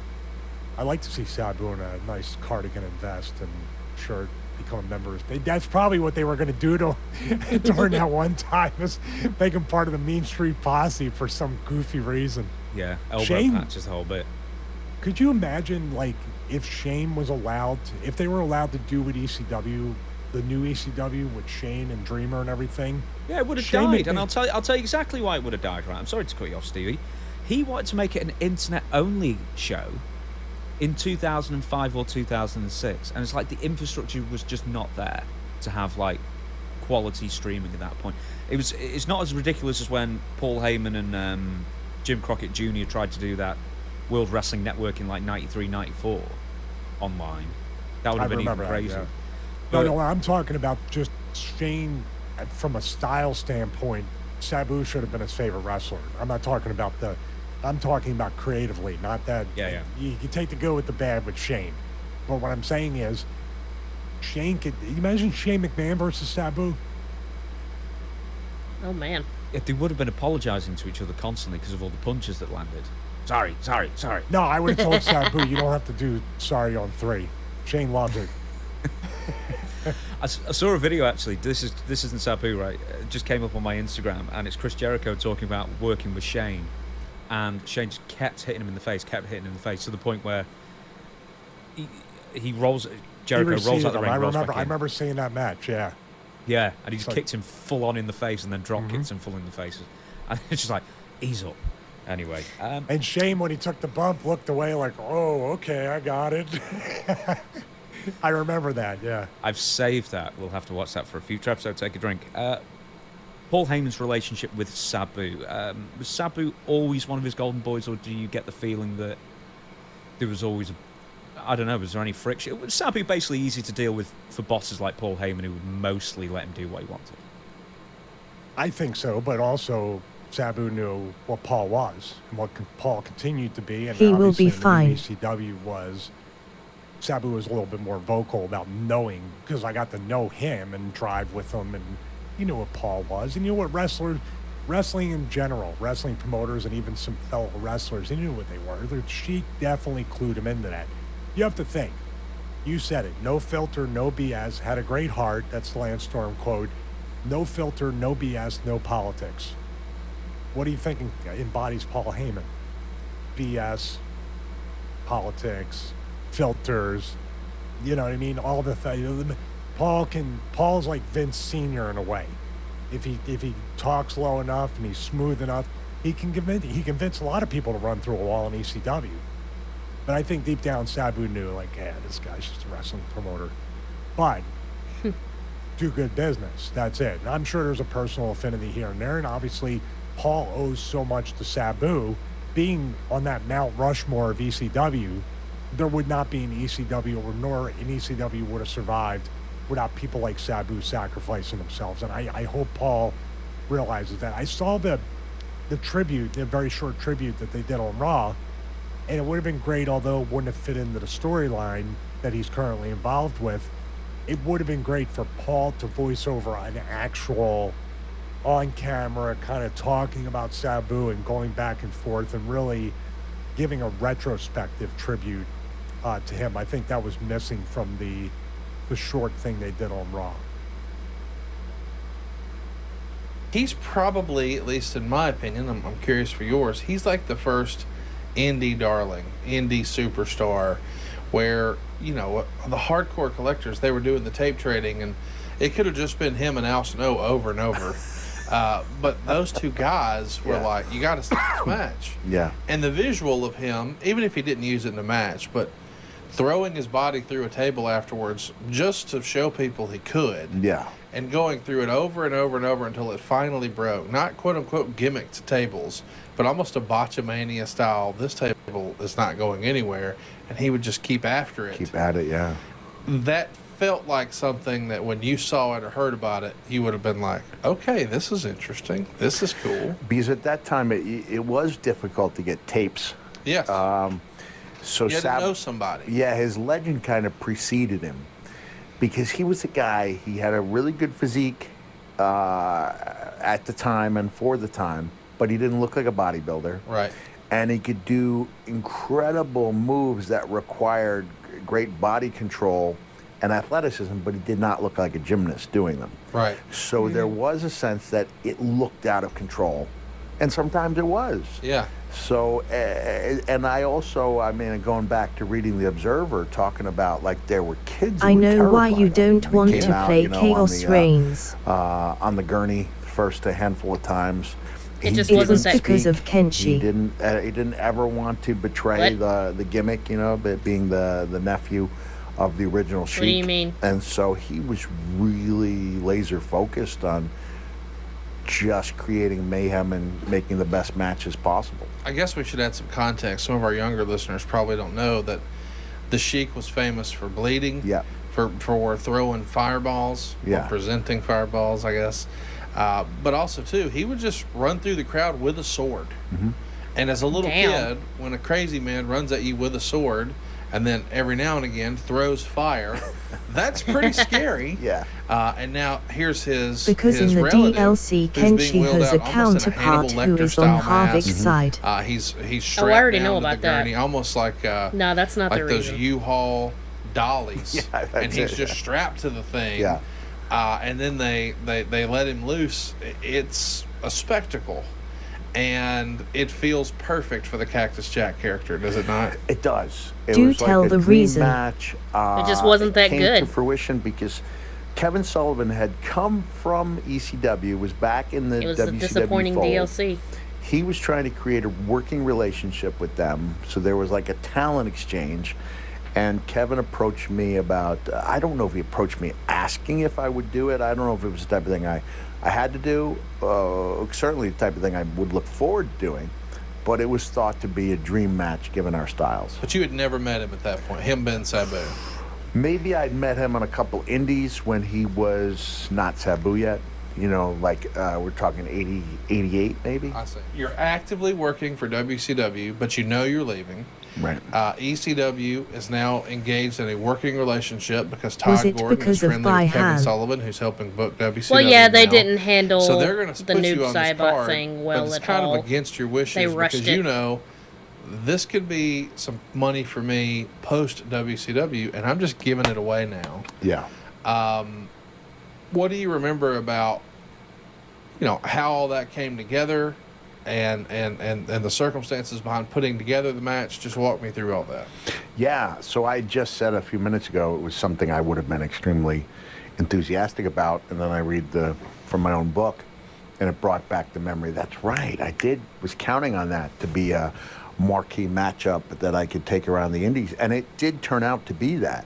It's funny that the match that had all the attention on it was still good. I think it still holds up, but it was not nearly as good as some of the other ones we'd have on the independent circuit. And there's one specifically in Las Vegas, I believe at the Brass Nugget, not the Golden, not the silver. A brass nugget. Yeah, it may have been the Brass Nugget. We had a Titanic match that included me pile driving Sabu on the blackjack table, but not before doing the clean sweep, which I believe is a justifiable homicide. I think Kawhi Lang need to Sub-Zero and get Hansa back as Scorpion. Can take extreme measures on someone who does a clean sweep on the blackjack table. It's illegal as hell. And then uses it to pile drive his opponent on. And I had this concept for the match. I don't know if I just recently rewatched Of Mice and Men or whether I was calling on, my memories of Mice and Men. But I was always so taken with the fight that Curly and Justice Lenny for has no Hasahi. where Lenny has no offense. Curly's a former boxer. He's picking on a guy with a mental handicap. And the only offense that Lenny gets is when he grabs Curly's hand and crushes it. Now, I'm not saying I'm going to do something like that to Sabu, but there was about I don't think I had any offense for the first 5 minutes of the match. And that was by design. And I think finally when I caught him with a back elbow, it got the response I was hoping for. But, sometimes a concept match like that may not have been the way to go the first time out of the gate, where they want to see kind of raw, unbridled action. Right. And even in talking to Paul E in the follow-up, where some people were seen as a disappointment, he's like, Cactus, you have to understand that there were people who literally thought they were going to see a human being die. So Wow. You're setting the bar pretty high when you think there's going to be a life taken, and that doesn't happen. So, even though ECW is not really a big player at this point, it's kind of a cool story to see one of the WCW champions come over and actively wrestle here. Yeah. But I am curious, how different do you think the presentation would have been if you weren't a part of WCW at the time? Man. Were there certain things that you would have liked to have done that you knew they won't go for that? Or could you really do whatever? And if there was a restrictor plate, it was self-imposed because you wanted to save that for when you were on your own? I think we want to have the best match that we could. Sure. Again, maybe it would have been better if I hadn't, started out the first 5 minutes the way we did. But I thought it turned into a really good match. And I hurt my back that night to the point where afterwards, after standing, you would wait for hours to do your promo afterwards. Yeah. There may have been a shower. I don't think it appeared to be, it looked like a detriment to walk into that shower. I think almost every one of us would rather be in their stuff than showering with those facilities. And I remember thinking, I don't have to be here. I could go back to my room because I was really hurting. It was only the second. Had one prescription for pain medication in my life. That was after the Cactus Max Pain against the Nasties, where I took the weird bump off the table or off the ramp after the table broke on the pile driver. So we called an audible on the finish, and it resulted in a pretty bad bone bruise. And that was the first time I'd ever taken a pain pill. And I believe I had whatever the number they give you, 30 or whatever it was. And so one of the boys, knowing I was in pain, had given me something for it. So it was pretty bad for me to go down that route where I had one pain pill, because I had no intolerance, would really space me out. But I remember thinking, this is important to WCW. Yes. It had been told to me that it was important to get this match, the company, and the person over. So that was my mindset, is that I'm not going to go back to a warm hotel room and take a shower. I'm in a lot of pain, less pain now, and but I don't think I got the pain medicine until I went to Denny's afterwards. So I still would have been in a lot of pain. Later on, around 3 or 4 a.m., I broke out in hives over most of my body. I still don't have an explanation for that. You think it was the pain pill? I don't know if it was the sweat. You sitting asleep, around buddy? because, The eyes are closed, LOL. Oh, no. I'm multitasking. I don't know what it was. I don't know, but doing I stuff do on know my that tablet while I'm listening. I tried to get up, and I could barely walk within hours of that match. But the pain was already, really setting in, And instead of going back to my room and showering, I stuck around those Oh, extra 3 okay, hours cause looks just like you're so I could sleeping. do what no, I had no, I'm still with you. been told was important, to get the company, the match, and the guy over to the best of my abilities. And so I did that post-match with an interview that rankled some in the WCW community. So I'm taking feelings that are real, which is, this guy's more extreme than I am. Right. And that hurts. So I'm going to let the audience know that they've got their audience know they've got the most extreme guy. Alrighty. Maybe there was a feeling that I'd come back to try to reclaim that title, but everything that led up to the actual spitting on the belt, I thought was really heartfelt and was a nod to how much the tag title did mean to me before I spit on it. I clearly made it a point to talk about how important it was. I don't know if I used the word love when I talk about it, but I said, but I said not anymore. That something, the title meant even more to me was that of wildest wrestler. I think that's Jack Kevorkian's favorite wrestler he was the guy that did the assisted suicide and was a big name in the news at that time. And that Sabu held those titles. And that's why this tag team title no longer meant as much.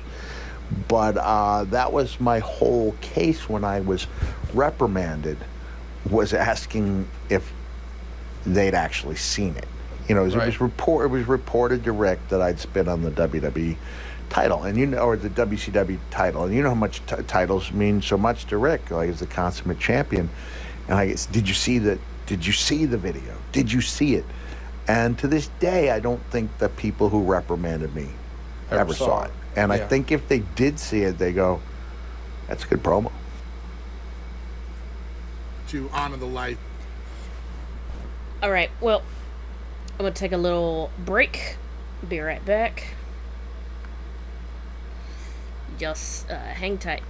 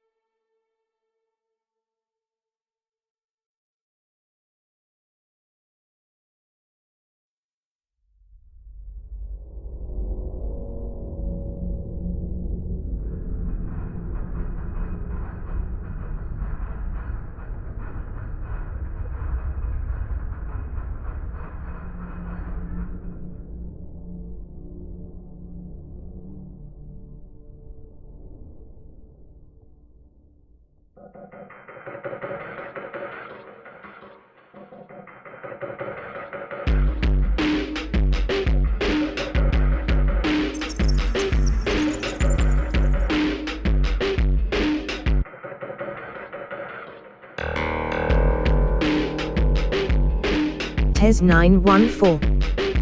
Thanks for following.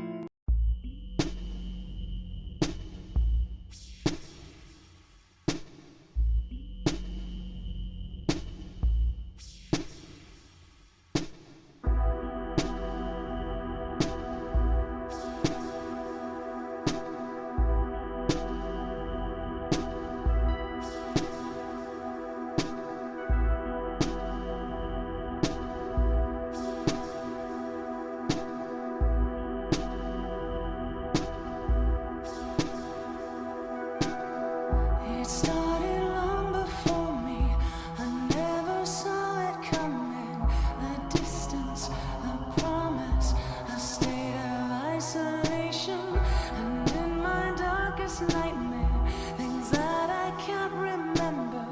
The answer is drowning. This pain will last forever. My father, his duty, his orders. Hey, okay, we back. Oh, hey, I see we got a new follower.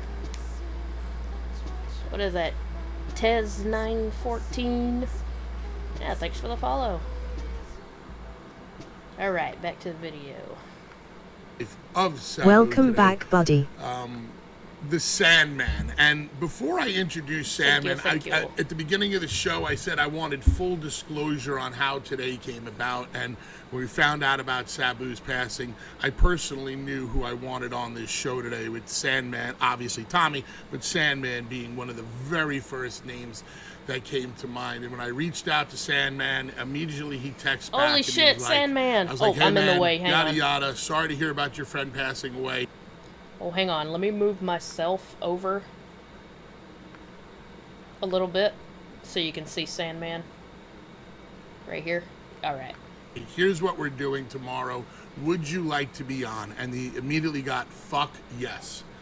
And then a couple of hours later, I called Sandman, and he picks up the phone, and he said, dude, I'm literally wiping away the last of my tears. Aww. And that really hit home with me, because I didn't know that the Sandman cried. And I'm not being funny. It just it really struck a chord with me about, how big of a deal Sabu's passing. Oh yeah, Sandman, yeah, he can be emotional about these things. I remember seeing a video about Sandman, some indie show he was at, or some small show he was at. You could visibly see him in the corner crying, and then later on backstage, he said that he had just found out that Eddie Guerrero passed away, so he was, crying, over Eddie. So, oh yeah, he's not afraid. He will let it out. I admire that about him. Not my boy Eddie. Yep. Was to the guys that were even closer to him than I was, and to hear Sandman wiping away the final tears was huge. So, our good friend, a guy we love, Sandman, welcome to Bust It Open this morning. What up, everybody? Hey, yeah, freaking yesterday, I got the news from Todd Gordon, my best friend in the world. I will miss Sends me him and SOS, sub you. need to talk to you immediately. we all will. And he tells me what happened, but it didn't hit me until like 5:30, 6 o'clock, and I just lost it for a little while. Aww. And I don't just like grieving is a very personal thing for people, you know what I mean? Like, so I can't understand like what took so long with me to cry or whatever like that. You know what I'm saying? But I don't know. It was just a long day yesterday, and it was nice that he visited me in a dream last night. Oh wow! Aww. I'm driving, of course. Todd Gordon's in the front seat. Franny and Sabu are in the back seat. And we're arguing over directions, which we never do because I'm the direction dude. So, but Sabu just kept saying it. Todd's like, no, you gotta go left. Franny's like, no, right? Sabu's like, no, everything's gonna be okay. Everything's gonna be fine. I woke up real quick. That was like this morning, probably like 7:30. And to me, that was just a good sign. Like that he's there. He's in my mind, and I'll mourn him. I'll mourn him a lot for a long time. 10 times a day, who knows, 20 times a day for the next month or so. But today I'd like to just celebrate what magic me and that dude. Oh, and I also texted him last night too. I texted his phone because I don't know. I feel like I wanted to talk to him. And it's stupid or whatever. You know what I mean? But I wanted to say goodbye on text to him on his phone. Because I believe there's an afterlife after this, guys. I really believe that we're all going to see each other again in a big steel cage match in the freaking sky, But Sabu. Who's going over? Really, I could have sworn Sandman said he was an atheist. I don't know. That was years ago, though. I don't know if he changed his mind on that. But.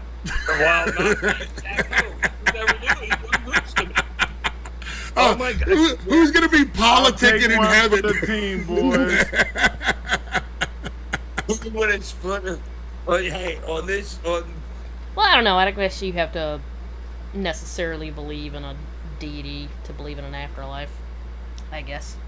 Anyways. God's green earth. Not important. He would never let me win. He did not. Well, because he was brought up old school, and I never had to win. It just mattered to me. You can beat me, but I'm going to get over at the end when I drink a beer with the audience. You know what I'm saying? So I never had to win, and that was fine with him, of course. So that's why Paulie never worked us when I had the belt, because he never wanted Sabu to lose to me. Yesterday on the phone, you told me that you had worked with Sabu more than anybody else in your life. Do you remember the first match that you ever had with him? Yeah. It was actually Tri-State Wrestling Alliance still. It was a battle. Did you see the new video form, Last Sonic? to Bleed battle. Does he have a new or one? something. It was at the Civic Center. And Abby was brought in, and the Sheik was brought in, and Sabu, just like he did every other match I was ever with him, he slid under the bottom rope when it was his turn to come in, because it was like every minute or something. Slid under the bottom rope and punched me right in the face hard. And then he just kept saying, sorry. Oh. I just caught what you said. Yeah, I did a reaction to it. Didn't you watch it? Yeah. That was his deal, dude. The only time he'd ever stiffed you in a match was the first punch. And then he'd apologize for it. Over and over. I'm like, okay, Sabu, I got it. Put me through this table, will you? What made you and him such good friends? What brought you closer together? Well, Fonzo, here's a great story. So me and Fonzie were traveling. And he made a short about Lemai and Scorpion. And me and Fonzie were on the road every weekend for like 5 years. So he convinced me one of the best things I ever done was I saved up like 30, 40, and I bought a condo on the ocean in Clearwater across from Hogan's place, across from the bank. And that's how me and Fonzie got close every Friday morning, the 6:30 flight out of Tampa, first class, because Fonzie knew all the girls there, cocktails everywhere. That's how we started every one of our weekends. So then he starts working with Sabu, and then I think it was Sabu first, and then maybe RVD. But if you guys remember Sabu came with that big Winnebago. He bought that Winnebago and he started driving it around. Yep. So Sabu's trying to, because I wasn't really like, because you guys know I'm like a push myself on your personality. RVD's not like that. Sabu's not like that. So Fonzie wanted to be the liaison to get all of us to be friends. So Fonzie gets we fly into Pittsburgh or something. Sabu's there with his Winnebago. I got this bag of beer. I don't know how I ended up with a bag of beer or whatever. Fonzie's like, no, he'll be fine. Let him come on the Winnebago and drive with us. We get 50 yards down the road. My beer spills all over the floor underneath Sabu's feet. Fucking trying to put the brakes on and shit. Just stupid, funny shit. Like shit that should be on TV. But that's how we got close. The only reason why we got close was because of Fonzie's, because of his relationship with me and his relationship once we hit the ground with the other guys. The before early ECW, when you still lived in Philly, it was the Sandman van, and that van went everywhere. I was never allowed in the van, but Tommy didn't do drugs. You wasn't coming in the van. So then when I have seen it now. You stay outside there. Yeah, you stay outside, narc.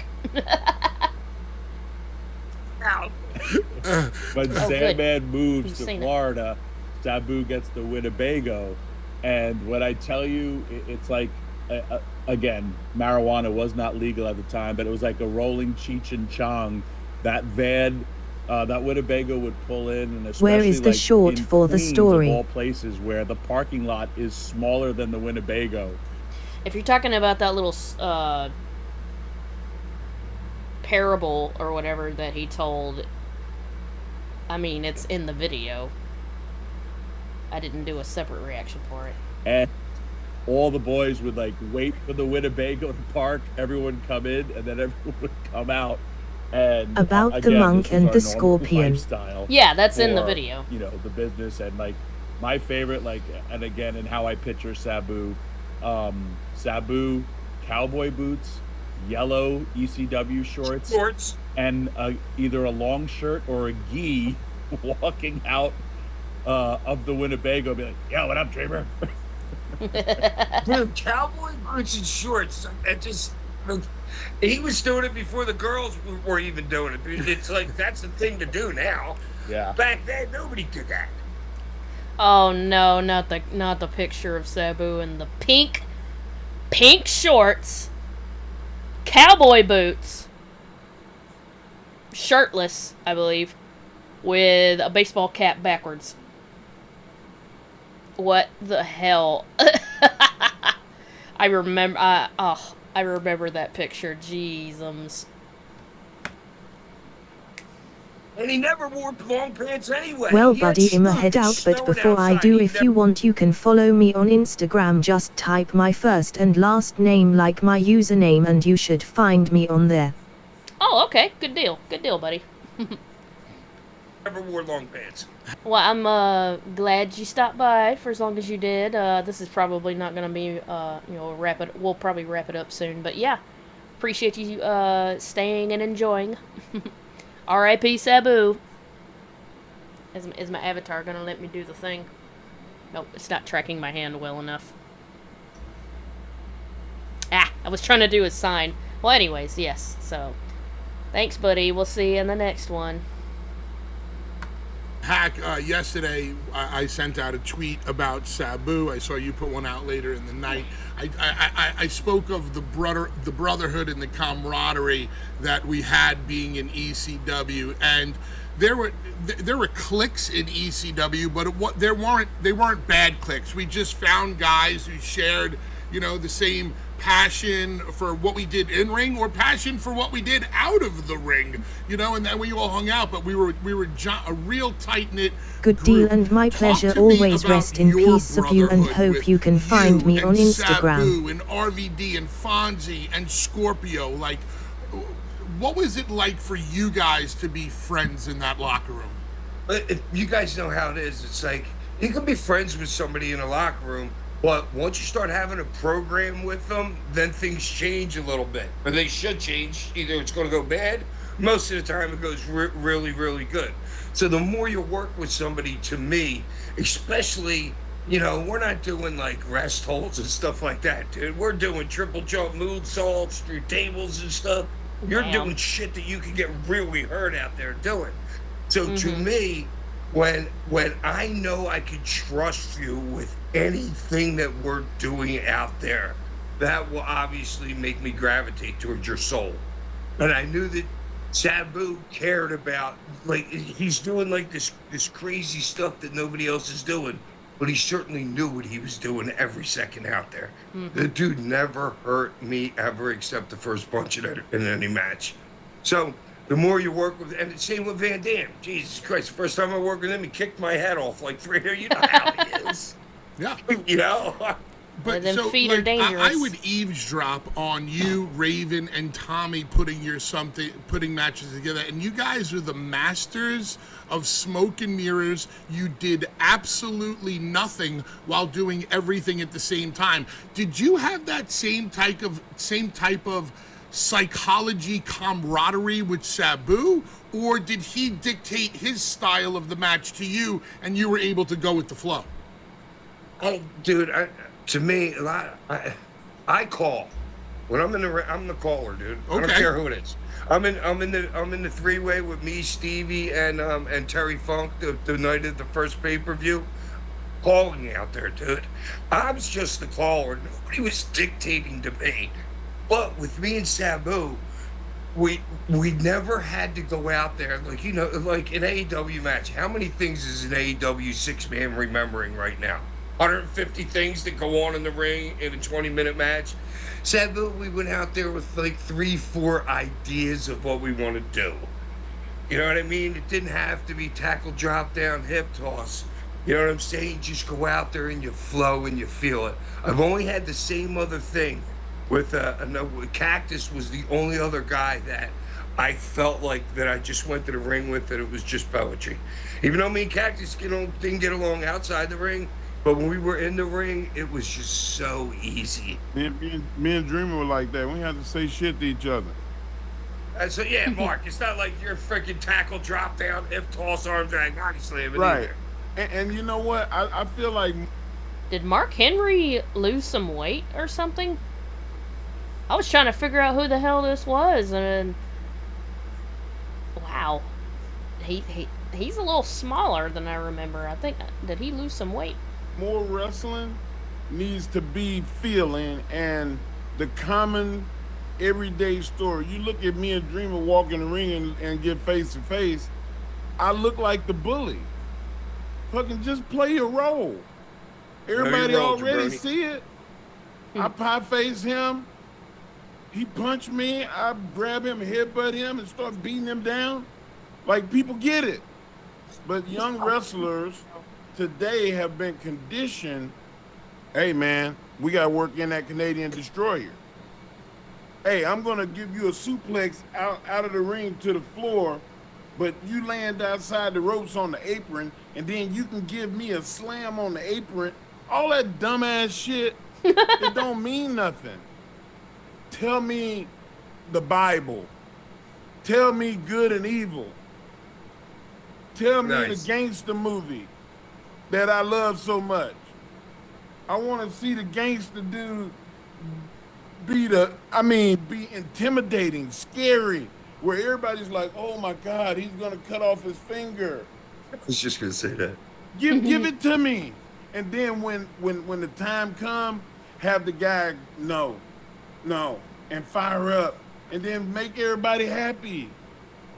But that's missing. I got that from ECW very easily because the crowd dictated a lot of where the violence went, but the guys in the ring were the ones that were they puppeteered everybody.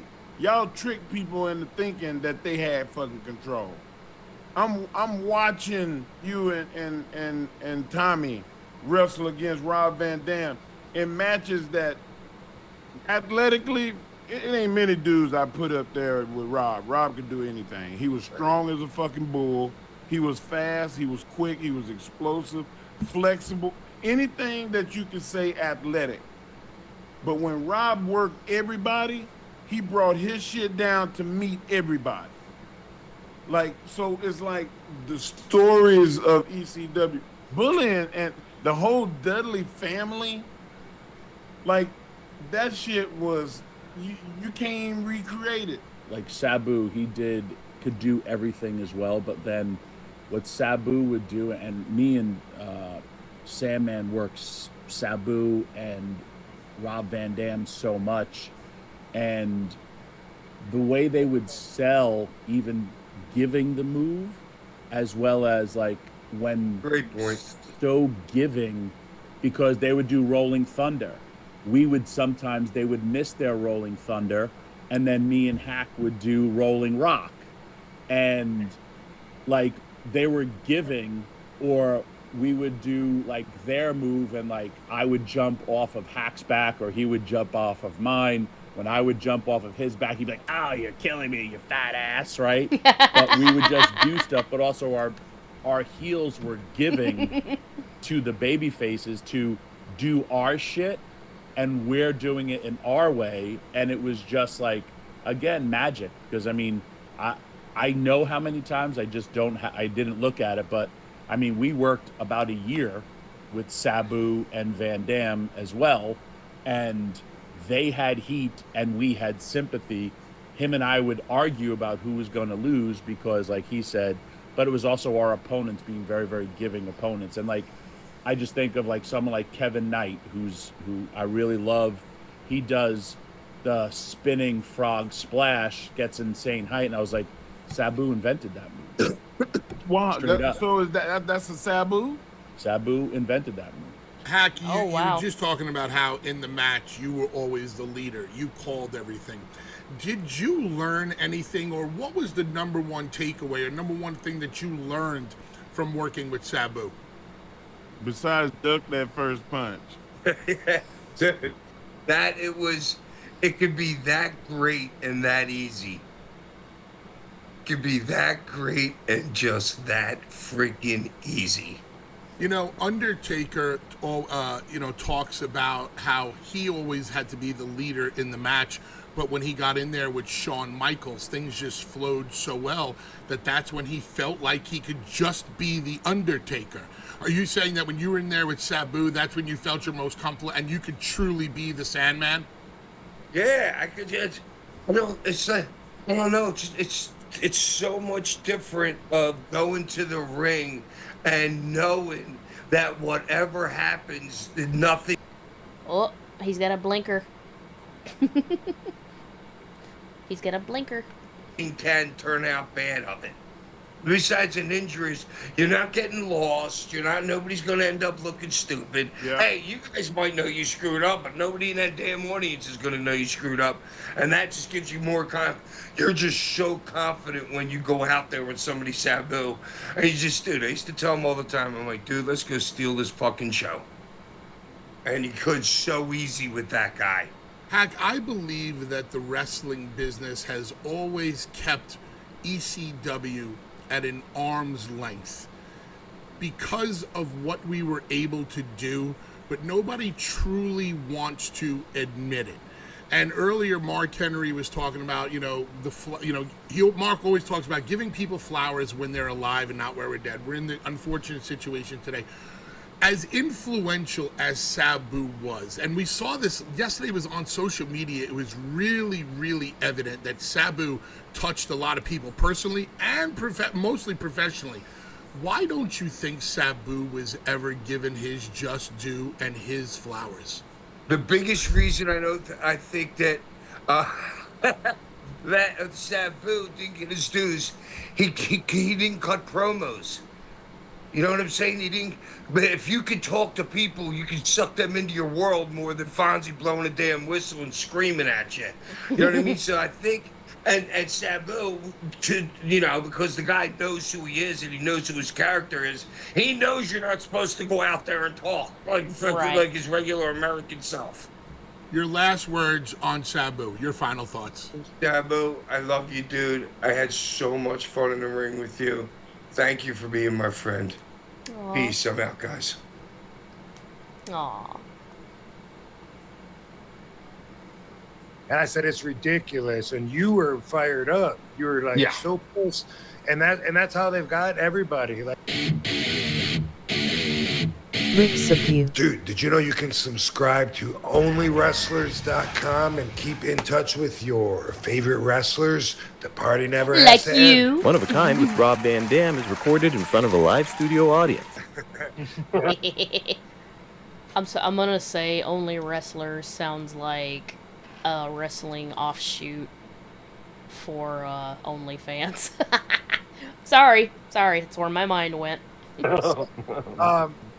I've been avoiding doing a lot of the other podcasts, but I've heard a lot of our friends and other people telling their versions or tributes towards Sabu, and I just gotta say I appreciate all of them. I'm really touched to see how much he impacted so many people. I mean, he's all over my world, my universe, of course. But I feel like he's really going to go down as one of the immortals. Like when Eddie Guerrero died, like that affected people in such a way that Eddie lives on like a Bruce Lee or like a Marilyn Monroe, and in such a way that fans still 20 years later are saying to me, like, I still can't believe Eddie's gone. And that's because they know the image, not necessarily the real person. You know, we'll be talking about the real person, but that image too is something that we're all really proud of, and I'm really proud for Sabu. And thank everybody for what they're saying. Thank you, WWE, and the family also asked me to thank everyone for the outpour. Nice. Yeah. On top of that, I wanted to say thank you for WWE for opening up Monday Night Raw, and with the image of and mention of Sabu. That was great. What I gotta tell you is that everyone is getting all the facts wrong, and it's just repeated out there, and everyone has picked it up.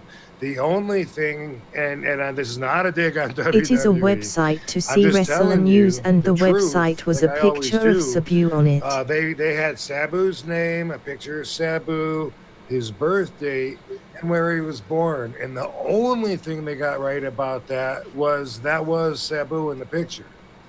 Really? I see. I didn't Yeah. know that. Well, correct it. Nobody knows. What's the correct info?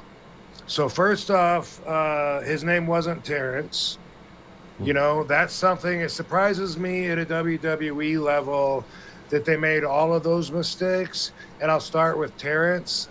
I liken that to the fact that like half of if anybody out there in the wrestling world believes that they know my middle name, it's wrong, probably, because it's always regurgitated that my middle name is Alexander, which it's not. Wikipedia used to put it there, and I never corrected it. I just didn't care. Oh yeah, Wikipedia does say his middle name is Alexander, but it's not. It's not? Huh? All right. Well, how about that? Why would I? And now it's every article I read. Robert Alexander Zatkowski, and not only that, but it's even in some contracts. WWE, if they sent me a contract with that, I would say, wait. These guys are kind of big. They're not using Wikipedia as their source. Their source. Yeah, I don't know. But first off, Sabu's name is Terry. He wasn't born in New York. He was born in Michigan, just like everybody believed him to be. They said Staten Island, New York, I believe. Really? I didn't even realize it. Really? Yeah, it made me think that I didn't know everything about him until I talked to his sister. I was like, wait, does he have like a part of his childhood, like a whole, like that you didn't know. Yeah. And this is the one that everybody prints. Everybody knows that Sabu died at age 60, right? Yeah. No, he made it to 61. Okay. Wow, I didn't know that, dude. Yeah, One year off. Every single report says he was born December 12th, 1964. I don't know who started that, but everybody regurgitates the same information when in fact Sabu's birthday was December 12th, 1963. Wow, I didn't know that. Holy Didn't cow. know that either. Those are pretty important things that, Yeah, I wasn't aware of any of that. I learned something. I did not know that. Wow. Yeah. I don't know where everybody gets their information, and then they consider themselves, journalists or. Anyway, I'm not trying to bury anybody. I mean, I know how BS gets spread, but from some of the higher ups, they'll be surprised to learn that they've printed misinformation, which I don't think some people care. Most people care. And don't want. Anyway, so there's that. What else? Let's see. His birth date, his name, where he was born. I think it was just that in the picture. So there's that. Now, holy crap! All the heat that's gone to Joey Janela and GCW. Yeah. Ridiculous. I know it's heavy. I mean, I obviously wasn't at the show, so I don't know what happened or what happened afterwards. But I know you and I text on the side. I was just trying to gather some information and talking to you privately, Rob. But yeah, I mean, a lot of heat. And what happened when Taz and I talked? Taz said, have you heard all the talk about GCW? Or I don't know if you said GCW. I'm paraphrasing, but whatever you said, I knew what you were talking about. And I said, it's ridiculous. And you were fired up. You were like so pissed. And that's how they've got everybody. Like there's so many people. I've read comments from social media followers that say GCW should be arrested on manslaughter.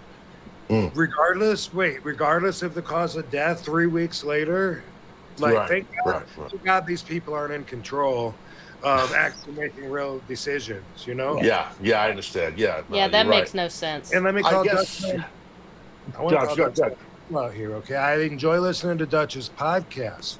What I heard him say kind of changed my opinion on how much to trust good old Dutch. What'd he say? So he's talking about Kratom, and he's like, well, yeah. And James, the bloke, even says, "I know you're going to talk about." That's a horrible English accent. Yeah, that was.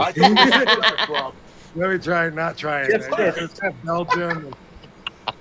James says, you're going to be talking about Kratom in a minute. So it's like, oh, okay, maybe he's an expert who knows a lot about it. And then Dutch Mantel goes on to say, Kratom is a horrible drug. It's worse than heroin. He tried to do an English accent, and it was bad. And then he goes on to say, well, I don't know how you take it. And then James is like, yeah, how do you administer the Kratom? I don't think you smoke it, he says. Listen, Dutch, you know nothing about Kratom. Why would you even say that? And it helps so many people. And as my regular listeners know, I'm an advocate for Kratom. Kratom, and let me just tell, like I told you, Taz, tell anybody listening, Kratom, and this is, by the way, in case you missed out on the hype, the gossip, Joey Janela had horrible timing when he put out this post about what his day was like setting up for the match or whatever. And he talks about Sabu being hurt. Big surprise.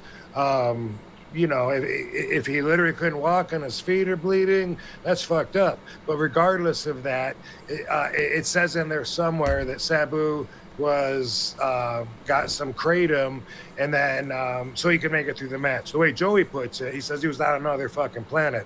I don't like that he put that. I really doubt that that's true, but I've had people say it about me. In fact, I'm gonna administer some Kratom. Woo! Did you not recognize his own Kratom? You didn't even know that, huh? So to show you how dangerous it is. But anyway, so Joey's getting a bunch of heat. GCW's getting a bunch of heat. Everyone is saying, man, they should. Man, fuck that. I can't believe I ever supported them, man. They killed Sabu. First off, they didn't give him the Kratom. It was his own people. And I'll tell you what, for sure Sabu had some Kratom, but he eats it every day. Guess what? I usually eat it every day. Katie eats it often, and I don't eat it every single day. That's why I know I'm not addicted to it. Sometimes I'll be like, hey, I haven't had Kratom in a couple of days. That would make me feel good. It's good for blocking pain, sleeping. It's great for and anxieties. It's a plant that comes from the coffee plant family, and they dry up the leaves, grind them up into a powder, and then you can put the powders in a capsule, in a drink, and gummies, or you just eat the powder. And so for Dutch, that wants to say that it's like heroin, and by the way, it's not recognized by the Controlled Drug, the List of Controlled Substances Act. It's not, the government does want to control it. It is prohibited in certain areas, around the country, but overall you can get it online. You can get it anywhere that you can buy pipes or Kratom. They call them head shops. But what I want to do, if you guys at home watching don't mind setting your clocks for me, this right here is 500 milligrams, right? And it says that a serving is four capsules. Okay, one to four capsules. Okay, so I want you guys to set your clock. And I'm going to, in Dutch, set your clock, Dutch. set your fucking Flintstones bird with a shadow ass watch. Oh my God. It's just Stiff City right there. Stiff City. You had to do them like that, man. Flintstones Jones. Oh, yeah, exactly. Well said, Dom. Thank you. Where'd they go? Okay, let me get one more. Okay, I don't know how to show you how many I got without it spilling, but I have a handful here of, oh, God damn it, I'm so close. You can You got almost... it. You got it. It's there. Okay. Boom. Okay. Anyway, it says a serving is 4. So I'm going to take 8, a double serving. Damn. Right now. I Talk want about a hearty constitution. Yeah, I want everyone that sees me even act any different to shout out and say, Rob's fucked up. Okay. All right. Okay. I gotta say, I didn't expect this. No. All right. Well, you know what, Taz? You're not going to notice anything. I do this I on the know. floor. I believe you, bro. We talked about this. I know. I totally believe you. I tell you what. I'm just impressed you could take 8 tablets of anything. Fuck, that Dude, would right? kill my throat. It's Dude, horrible. that would be fucked. My mouth would be all fucked up. I'm telling you, Let's do 4 more. All right. So 3 times the recommended dose of something that's worse than heroin. Holy shit. RVD is out of his mind. Somebody call the suicide hotline. Can I put it in chat? I'm making a point, but I'm also educating. Put what in chat? So, man, open the... All right. So anyway, there's been a lot of talk about it, about the kratom, and I'm an advocate for it. I always have been, and it had nothing to do with Sabu dying 3 weeks later. Y'all What he said. are basic thinkers, and you need to put a little extra thought into the whole thing. And you don't know, in Dutch, you don't know anything about kratom. And where did you get that information that it's worse than heroin? He sounds like Harry Anslinger in 1937 telling people that marijuana is the most dangerous drug and it makes you turn violent and chop your family up with a battle axe and a chainsaw. Did they have chainsaws back then in the 30s? Oh, sure. I think they did. Yeah, they had something. They definitely had battle axes. That's Rob is fucked up. Definitely. Oh. So, Nah, he's not fucked as far up. as He's setting the good. record straight He's got a good goes on tolerance. that, people are saying shame on GCW for allowing a 60-year-old to get in the ring and have a match like that. And I can tell you, you know, he's my closest dude friend, closest person to He me. said next to scream if we Katie see Forbes him. right here. Only if he looks like he's getting fucked and I can up tell you on the kratom. that he was 61, and But I saw this he whole wanted podcast. He that. doesn't. wanted He's that, fine. Wanted that for a long time. In fact, Oh, excuse me, I burped. I'm gonna Joe Clark, if you're listening, brother. Joe Clark, we've had him on this show before. Joe Clark and I made my documentary on concussions called Headstrong, which is on Amazon. He'd been working with Sabu for a long time, several months, on filming a documentary. And I just a few weeks ago, they were over here. Sabu and I were working out in my gym and hanging out in my sauna. Riding bikes. Yeah, that was even a different time. There's been so many days I put in, and I can't wait to see the footage that he has now. And of course, the ending is definitely going to be a little different than they planned on. But he was training. He was wanting to have this big retirement match so much that when it got down to it, he knew that he had more in him, you know? One thing that he said when I saw him after his match with Joey Janela, he said, I got one more match in me. If you're still interested in doing that barbed wire match, I'm interested. It sounds like him. That sounds, Because I had talked to him before about being the guy that's his last opponent, which a lot of people would think easy. Of course you're going to do that. But he said, no, that's cheating.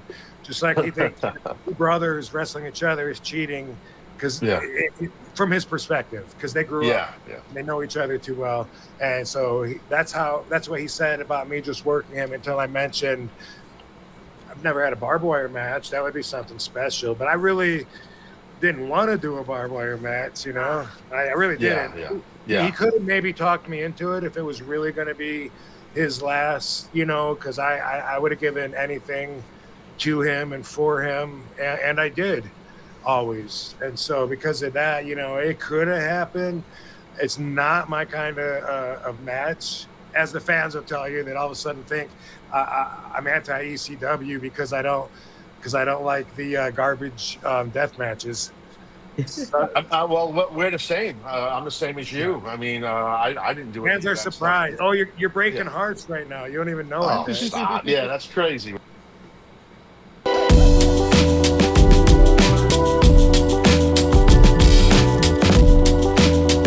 It's a horrible day, May 11th, 2025.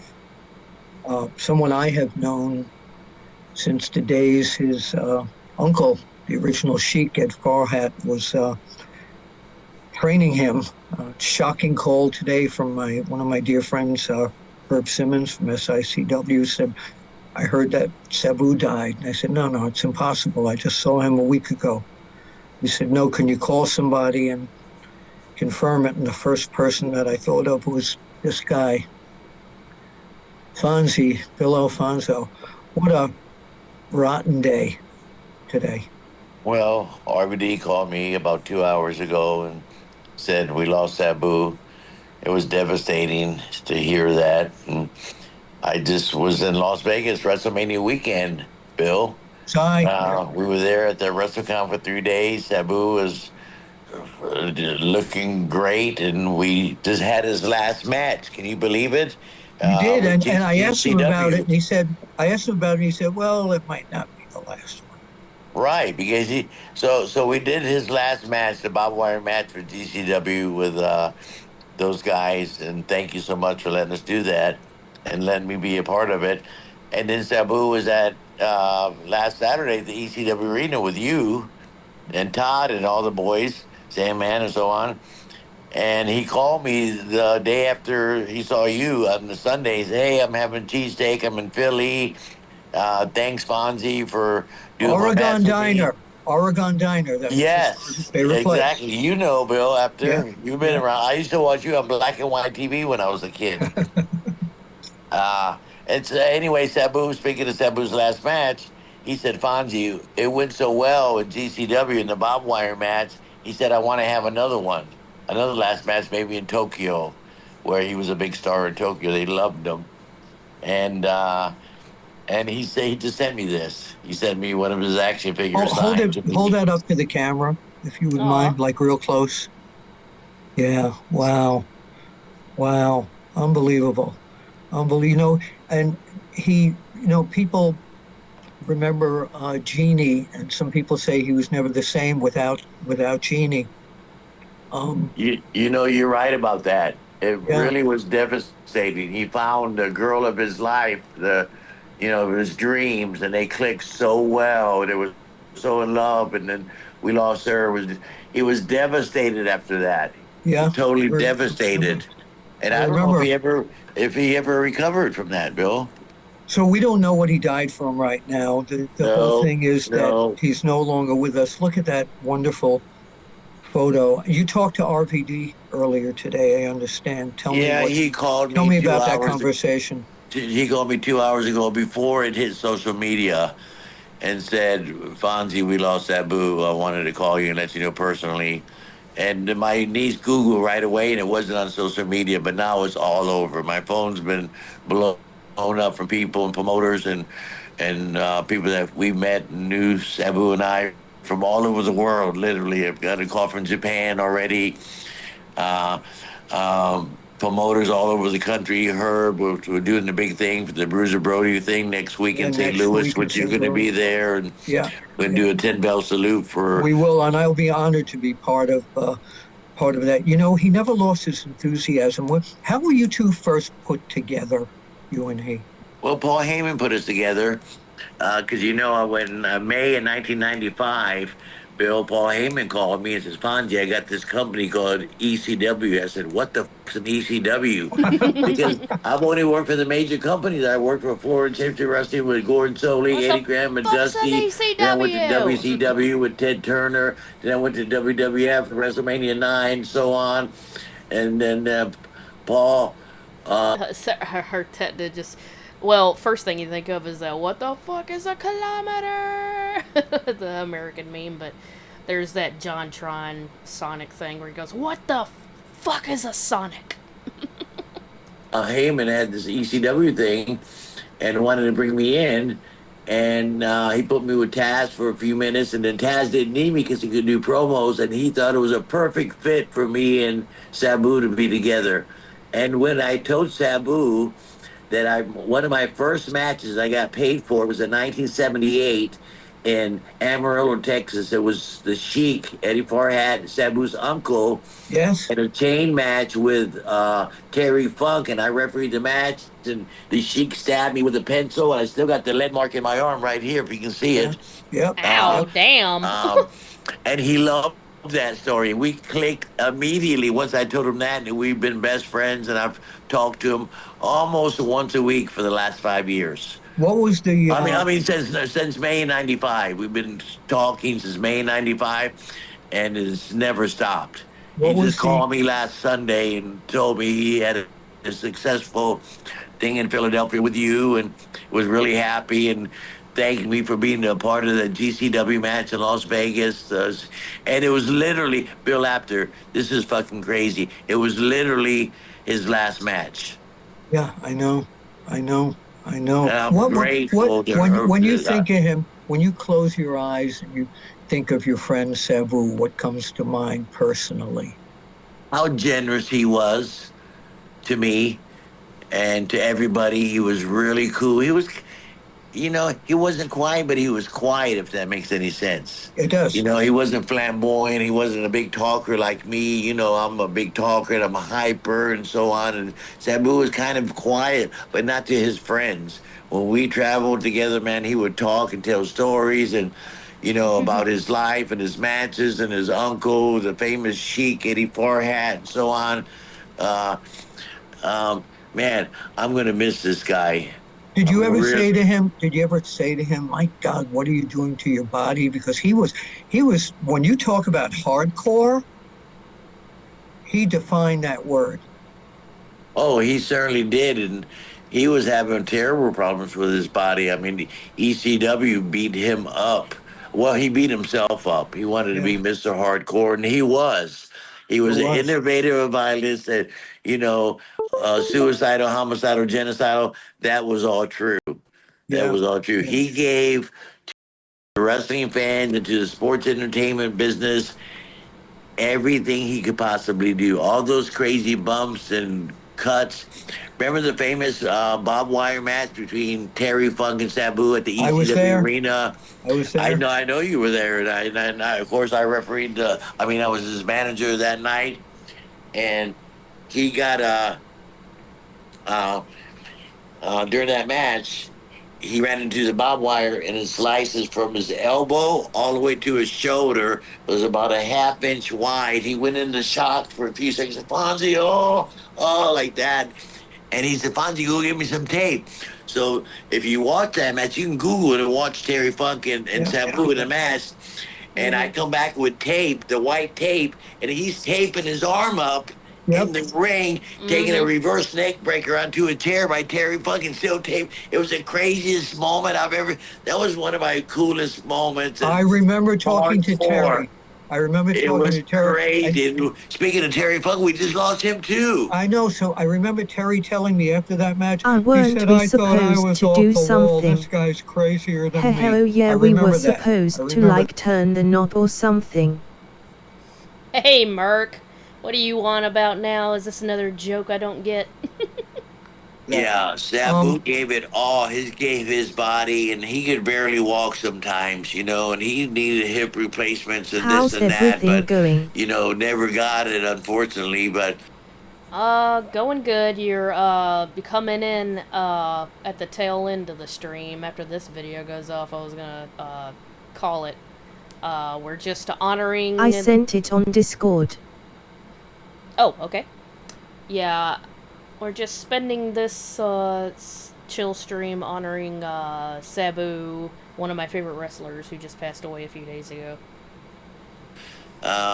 So hey, we lost Sabu today, and God, I don't have any details about any services or anything? And I mean, Van Dam was too devastated when when I talked to him to talk about anything. So we might do maybe Cauliflower Alley might get involved in helping with. I will love to be there. So um, before we Oh leave, yeah.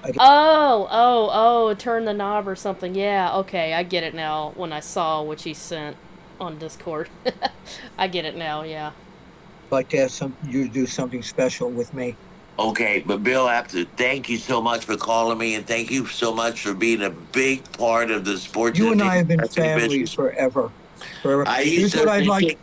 I Here's what I took care want of to your do. dad every Monday did. night. West Palm Beach. God bless. That was 45 years ago, William. I know it. Can Here's you what I'd believe like that? to do. I'd like you to take your left hand, point up in the sky, like Sabu, and what do you want to say to him? God bless you, brother. Thank you for all the fantastic memories and for being the one and only Sabu. Thank you, Sabu, for being a true friend. God bless you. Knowing Love those you with all two, my they'd heart, turn Sabu. it the wrong Bill way or Apter to with the wrong setting. Bill Alfonso Yeah, probably. here on again a terrible day, May 11th, 2025. We have lost Sabu. Terrible.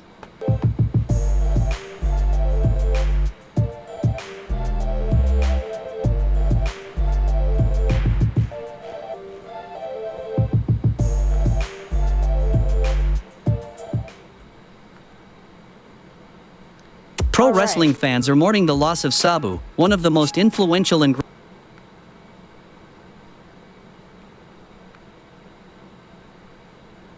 Wait a minute. Oh, okay, yeah, there's one more video. groundbreaking stars of his era. Many superstars and legends has reacted on Sabu. I really am not fond of the AI voice, but whatever. We'll try to look past it. Death and shared their condolence.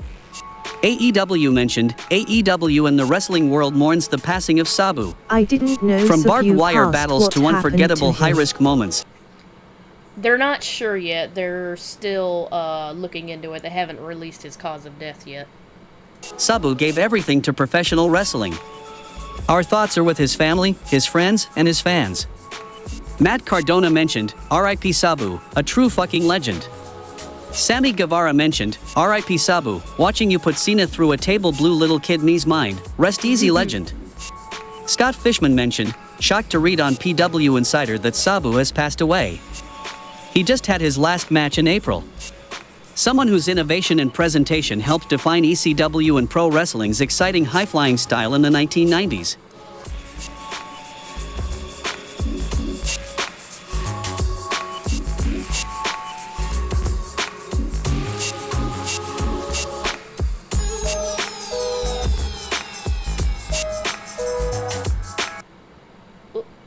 He's not going to read all of them?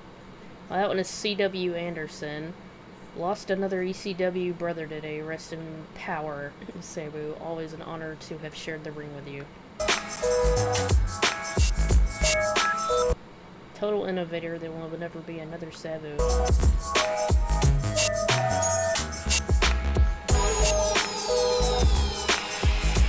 Giving us this bump before he died.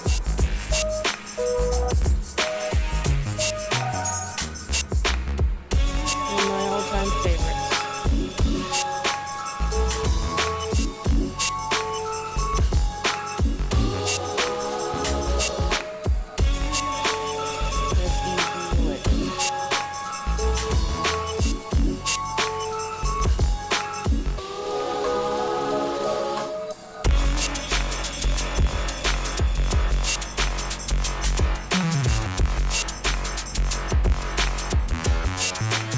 Rip to an absolute legend. Yep.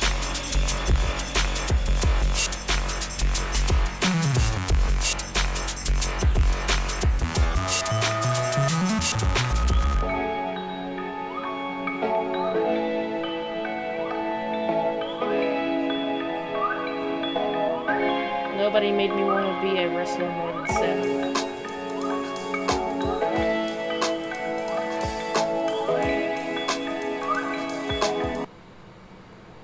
Rest in peace, Sabu, absolute legend. His memory and inspiration will live on. Make people feel for years to come. That will never be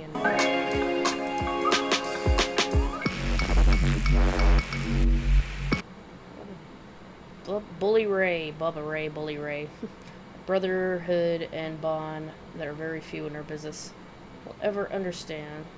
We will pay respect to one of our own. Yeah, we watched that podcast. Thank you for being the pioneer and originator of getting the tables.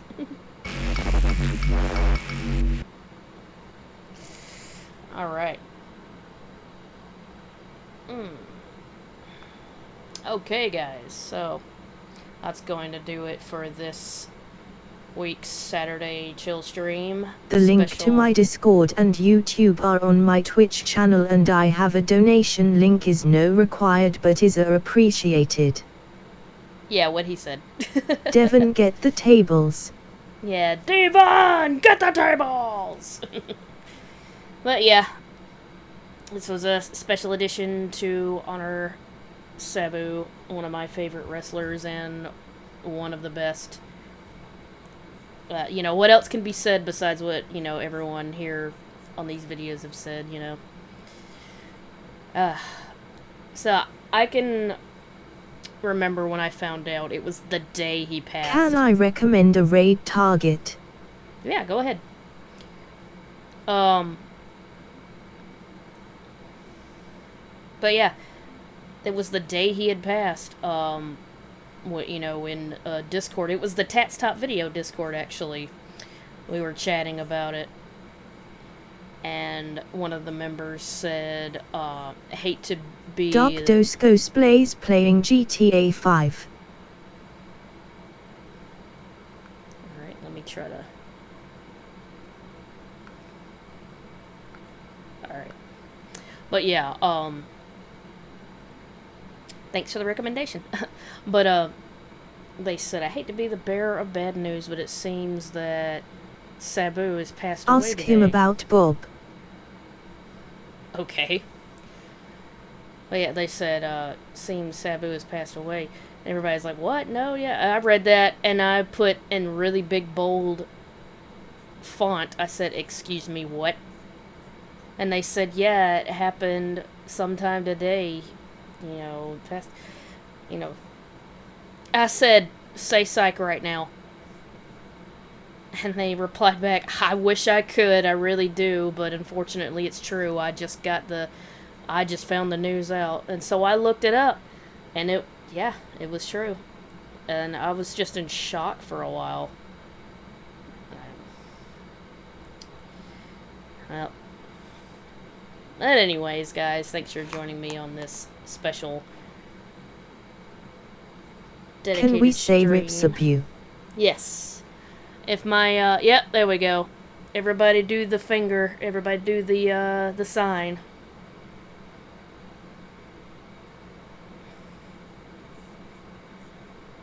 R.I.P. Sabu. You can never be replaced. Rip to a legend.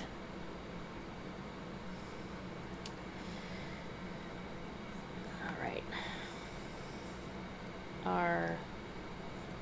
Slash raid.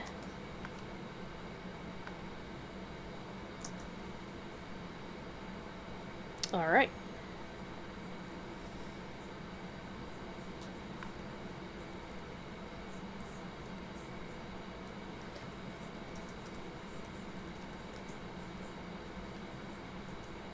Yes, you had it. Yeah.